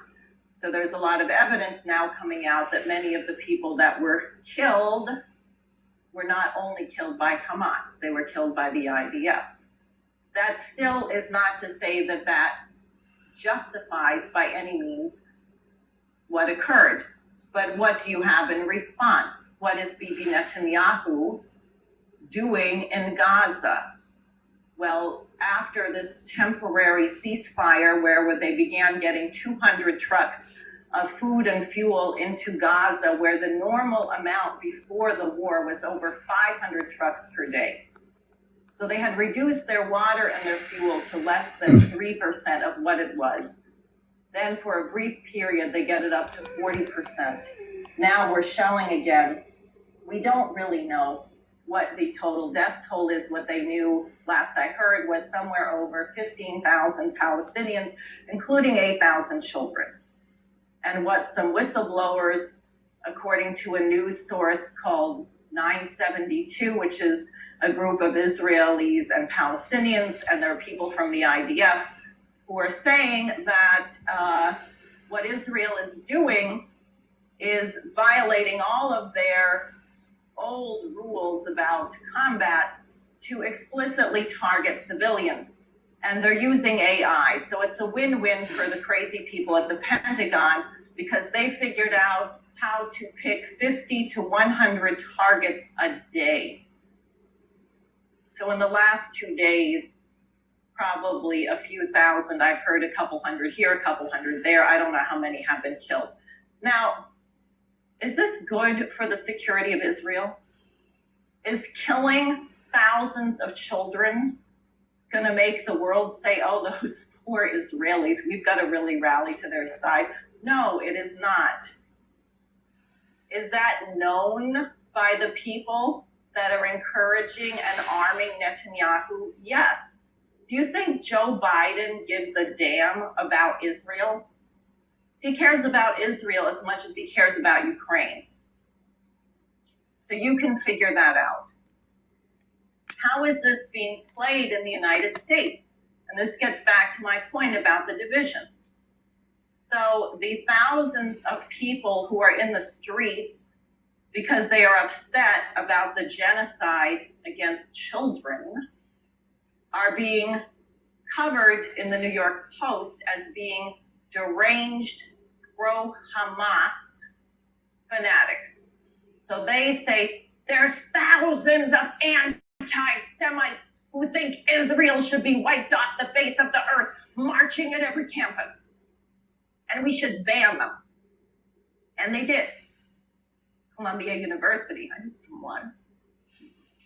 Columbia University banned Jewish Voice for Peace, and they banned the Palestinian, pro-Palestinian group. Thanks. Now, what do they say to the people who are upset about the genocide? Because they're having all these pro-Israel demonstrations. So we're supposed to believe that everybody in the pro-Israel demonstration supports the mass murder of children and civilians. I don't think that's true. I know a lot of people in those demonstrations. Yes, you have crazy people who say, well, all the Palestinians are going to grow up to be terrorists and therefore we have to kill them. You have people who say that. You also have people in the pro-Palestine demonstrations who say that Israel should never exist. But that's not the majority view. But the win is that you ensure that none of these people ever talks to each other. And my point is, if the United States were the United States, first of all, the slaughter of children would stop immediately right now. We would stop this. But two, China, Russia, Brazil, South Africa, there was a resolution at the United Nations in 1967, which the whole world supported, UN Resolution 242 for a two-state solution. It's going to be very hard, and the more people who get killed, the harder it will be. But if the United States was functioning as a republic, an anti-colonial nation, then we could solve this. So the issue isn't sides. I went to hear my rotten congressman, Mike Lawler. He is horrible, horrible. And the area I live, Rockland County, is a very large majority Hasidic Jewish. A lot of them really pro-Israel, and a lot not actually, or at least a substantial. Anyway, I went to his town hall meeting, and you get there, and the police say, and they have gates dividing people, which side are you on, Palestine or Israel? And I said, well, I'm for peace. He said, well, you have to pick a side. You know, and that is the whole thing. Can't we just be for reason? Could we be for reason? Could we say that we think the slaughter should stop, that the 67 border should be respected, that as in Oslo, Arafat conceded that Israel had a right to exist, and Rabin conceded that there needed to be a Palestinian state, and they were going to figure out the borders, and they were going to green the deserts, and they were going to have economic development. All right, so that's Diane Sayre, just to give you a quick idea of Diane. And again, sorry, somebody on here immediately complained that they didn't like her because the way she phrased what happened on the 7th.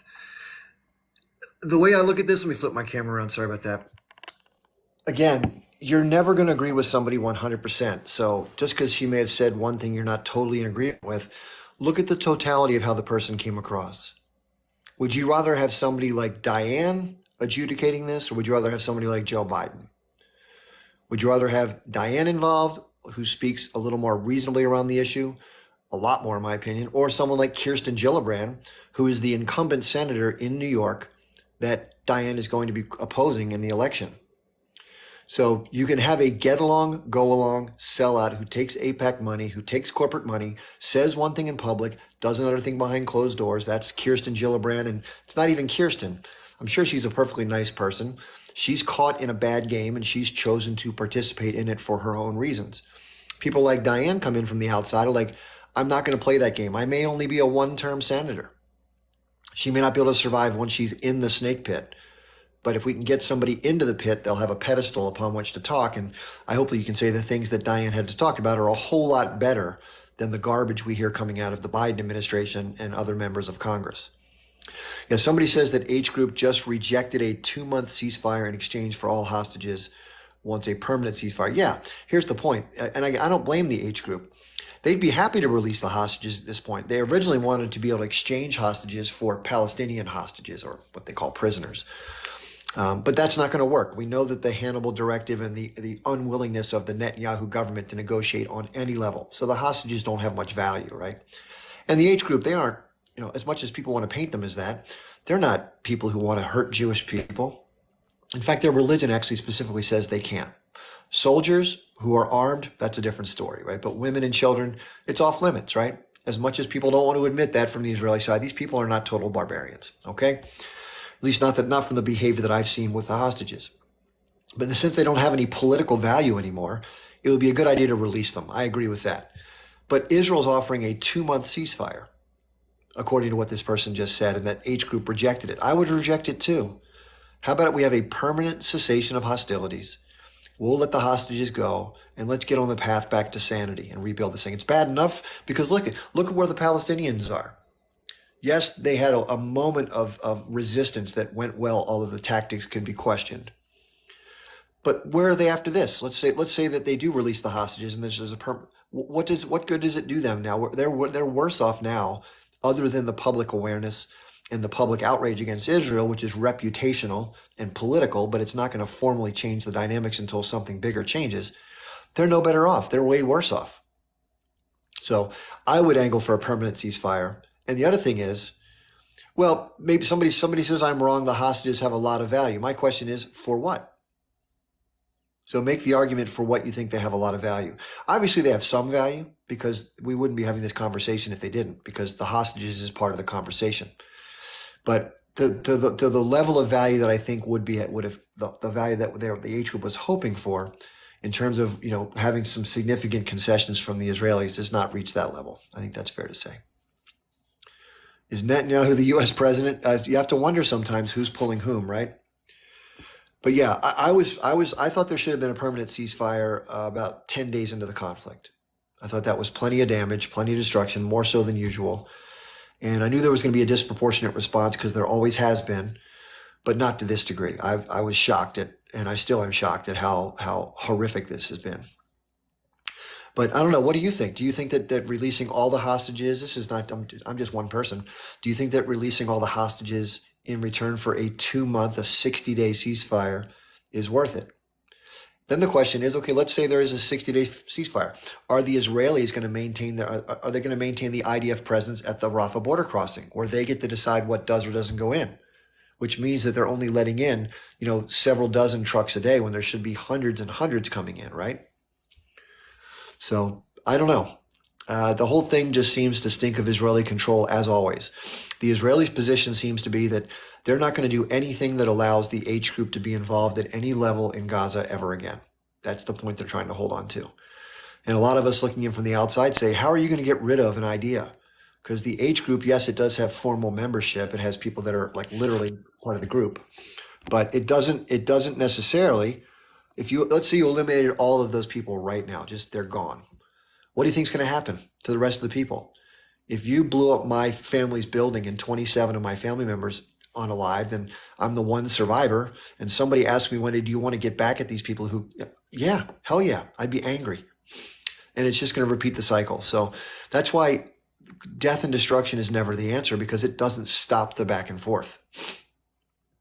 So what has to happen is there needs to be a viable political solution, like any conflict, including Ukraine and everything else. It's the same thing, always the same thing over and over again. So we do have one more guest that came in. I'll do one more guest, and I do have to close up shop at 2:15 p.m. David Date? Yeah, hey. I'm not sure if I sent the invite, but here I am. I just wanted to kind of share my involvement in trying to free Palestine. I went to UC Santa Cruz in 2007 to 2011, and I was a member of the um, free or students for justice in Palestine. And during that period of time, I was making these flyers, which were essentially just like missing or unalived, and essentially I'd have these people who had been kidnapped or stolen or unalived by the occupation forces, and I was posting these around bus stops.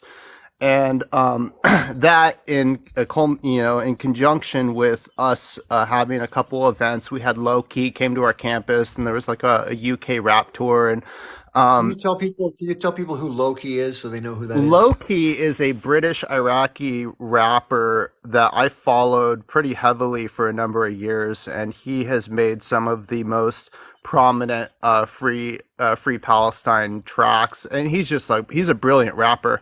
Yeah. Tons of videos of him. He's kind of transitioned out of rap, and now he's mostly a proponent. And he's killing it on Twitter. And so UC Santa Cruz during this time became the first university in the history of the country to come under a federal investigation for anti-Semitism.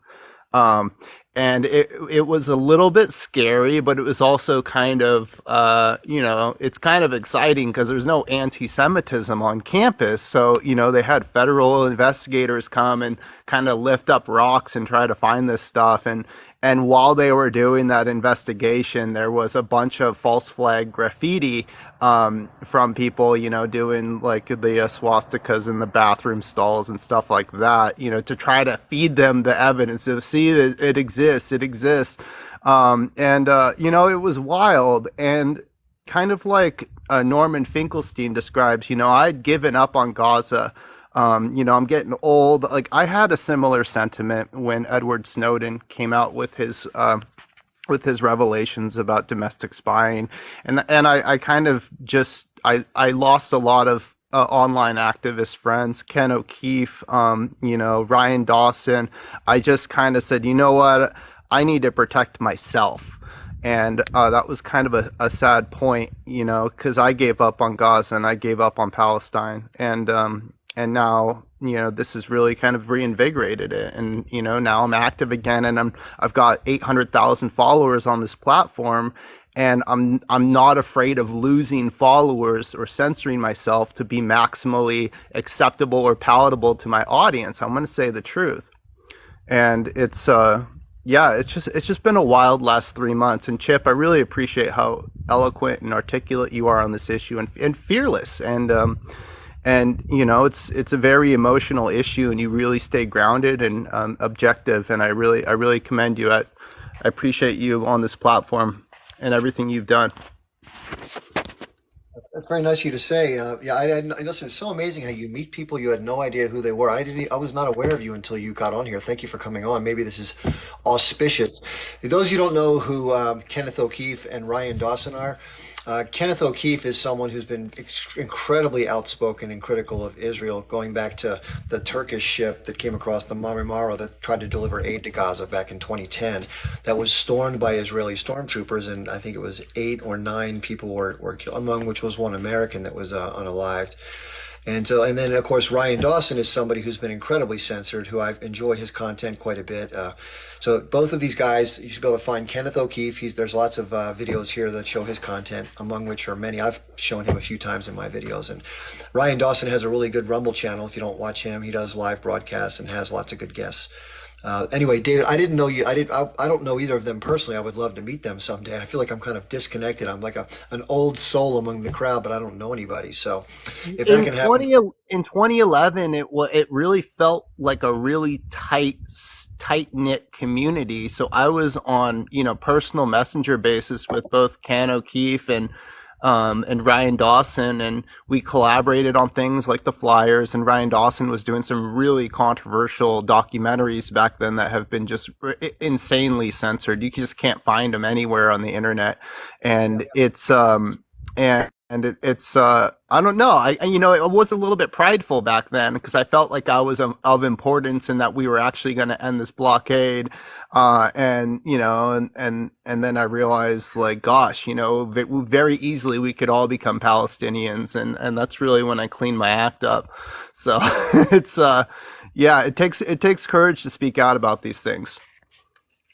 Well, I'm glad you're back on the train. It's always good to have more advocates. And so, those of you who aren't following David, I mean, I'm going to follow. I just followed David. I'm going to look at his content when we finish the live, and maybe at some point we can talk some more. It'd be great to have. I've not met many of the people who I admire in my, like, I have a Twitter post at the top. It's called a pinned tweet or pinned message, and it includes a lot of the names of the people who I follow. I don't know if I've added Ryan's name on there. I think Kenneth O'Keefe is on there, but if not, I want to add them. But anybody who hasn't seen that, if you go to my Twitter, which is just my name, Chip Barnes, and there's also a link in my link tree, which is in my bio, you can see that a lot of great names that I follow, and I think I'm always looking to add good ones. So thank you for reminding me, David. Cool, Chip. Thank you, brother. Good to talk with you. Hopefully we can connect again. I'll message you. See you soon. Later. Thanks for being here. Yeah, listen, it's nice to hear somebody, and I don't know exactly what got him off of having hope for Gaza. That's his story to share. And I think a lot of people feel overwhelmed about a lot of these political log jams that we've been talking about. It's just, it's discouraging, and it's easy to take the wind out of your sails. So, but again, all we can do is put one foot in front of the other. When you get knocked down, you dust yourself off and you jump back up and you keep on moving. That's all you can do. So to that extent, for those of you being here, thank you for doing that. And, that's what I'm trying to do. And I don't know how much success we're going to have, but hopefully with enough pressure, better things can occur. Like we heard a moment ago, that there was a proposal for a 60-day ceasefire in return for releasing all of the Israeli hostages. The H group turned that offer down. So that's where things stand at the moment. If you haven't heard, hey, Ruby, come here. Dog's ready to go out. There have been a lot of attacks in the Khan Yunis area overnight. And there's been actual battles taking place there, as well as, the same type of explosives being dropped from above. So it's just very difficult. A lot of people have been squeezed into the south, and now they're having to experience all this. It's a nightmare. It's a living nightmare. So we need to, why don't I run for president? I've been asked that so many times. If I had $1 for that, I'd be off on an island somewhere. My role is not going to be in politics. I would get crushed, first of all. I wouldn't be allowed to get in because I'm controversial and I'm not establishment. And even if I did get in, which I wouldn't, but if I did, I would take the route of John F. Kennedy, but a lot sooner. That's probably what would happen, unfortunately. I may not even make it for doing this. This is, as David was just pointing out, it's, it comes with risks to speak out against the establishment, especially against a more organized and motivated group like AIPAC and Israeli with their intelligence. Who knows what's going to happen? I may not be able to talk to you tomorrow. I don't know. But what are you going to do? You got to do what you can. So I'm not saying anything that's mean-spirited or anti-Semitic or anything horrible. I'm talking about the behavior of the military and the government and those kind of things. Keeping it real. So I get accused of that all the time. My last video was somebody who accused me of being an anti-Semite when I mentioned I was going to have Diane Sayre on my program tomorrow night. So it's just more silliness. That word has been overused so much, by the way, that it's watered down to the point where it's almost becoming meaningless, because you can blink your eyes twice at somebody in a synagogue and now you're anti-Semitic, right? It's become absurd. So if you enjoyed this today, thanks for being here, by the way. Please tell other people about me. Let's put it this way. It appears to be that I'm being contained. My reach is being narrowed quite a bit here. So the more people you tell about me, the more people can come check it out. I go live every Monday, Wednesday, and Friday from 8 p.m. Eastern Time until 10 p.m. Eastern Time. And every Tuesday, Thursday, Saturday from 12 noon until about 2 p.m., sometimes a little longer. Just to let you know, if you go into my bio, I have a link called Linktree. So if you want to check out the Twitter or other social media, you can do it there. These are all recorded, these lives. So if you came in late and you want to go back and listen in on some things, or all of the other ones we've done for the last month and a half, 2 months, you can go to my YouTube or my Rumble page where they're archived. Usually within an hour or two, they're up there. Now, that's going to be changing. I have a Patreon page among the links in my bio. That's a way you can donate monthly. There's going to be a couple tiers, like levels, that are going to be created. And those who are helping out, which I genuinely appreciate it, because I'm a one-man band trying to survive in a tough world just like you are. I got to find a way to make an income out of this. So I'm going to be moving some of my content and some of my lives into those tiers. So if you're somebody who supports me, you'll get access to whatever. I'll probably still be live at least one time a week here, But eventually, because I have to survive, I have to move my content. Also, the other reason why people are migrating off of apps like TikTok and Instagram is not because they don't like the apps. It's because the apps are very unsteady in terms of our presence being allowed. So I've had 4 times when my account's been taken down for no reason, just boom, gone, light switch. So with that in mind, if you could, I have a backup account on TikTok. It's Truthseeker670. It's linked in my link tree at the very top. And if you follow me there, if that unfortunately does happen here, we can still be communicating there. But I've had people say, after not seeing me for weeks at a time, saying, hey, where'd you go, man? And I'm like, on my backup account, because my primary account got taken down. Somebody says, what other apps do I recommend? Chelsea, I recommend, it depends on what you're trying to use them for, but as far as communication goes, there's one called Telegram, which a lot of people are using. And a lot of the news that many of us get from the ground in Gaza and the West Bank come through Telegram. And the reason why Telegram's so great is you can put photographs and videos up into like a messaging board. Sometimes they're read-only in terms of you can't put comments. Many of them are open, so you can add comments. That's called a group. Yeah, a channel's read-only, a group is interactive. So, but Telegram's great. You can use it for making phone calls, video calls. You can do voice memos. You can archive stuff. You can create grids. It's a great resource, and it's not censored. That's the good news, or at least almost not censored. Anyway, and then I want to mention one more link that's at the top of my link tree. There's a donation request. It's a GoFundMe campaign to help get winter clothing to the people of Gaza. And I took time to vet it. I spent a lot of time to vet it, actually 2 weeks before I posted it. But I can guarantee you this, I vetted it to the best of my knowledge. The money that goes to a clothing manufacturer in Egypt. Her name is Nicole. She's a big advocate for Palestinians, and she makes it at her cost. So there's no profit, and she gets things like shirts and jackets and undergarments to people who need them inside of Gaza. And the aid is getting in. They've verified that the stuff they've sent has gotten to people. So it's a good cause. I've made a big donation. I hope that you will too, because we have to do what we can. And that's something we can do, right? So again, do what you can. If you don't have means, I understand. No big deal. So I will be back on tomorrow night. Special guest is Diane Sayre.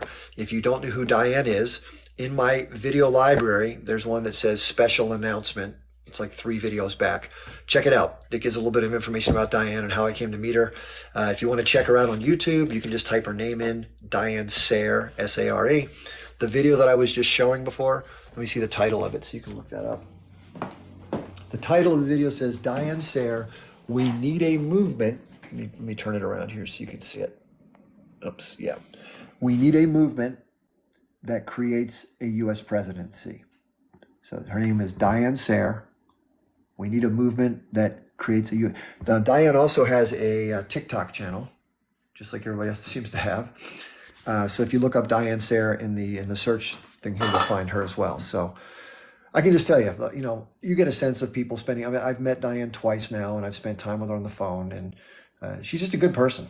Like, she's the kind of person you'd want to be friends with, first and foremost. Anyway, that's what I got for today. If anybody has any questions I didn't get to, I apologize. For those of you who moderated in here, thank you so much. I really appreciate it. For those of you who donated, either through one of the other donation sites, Cash App, I saw a couple come through. Thank you so much. And for those of you who donated inside the app here with different vehicles, thank you for doing that as well. So yeah, there's a lot of things we need to do differently. We're trying to do it bit by bit, but I really appreciate the support, and I will see you all on the next live. I'll have this one uploaded probably within the next hour or so. Thank you.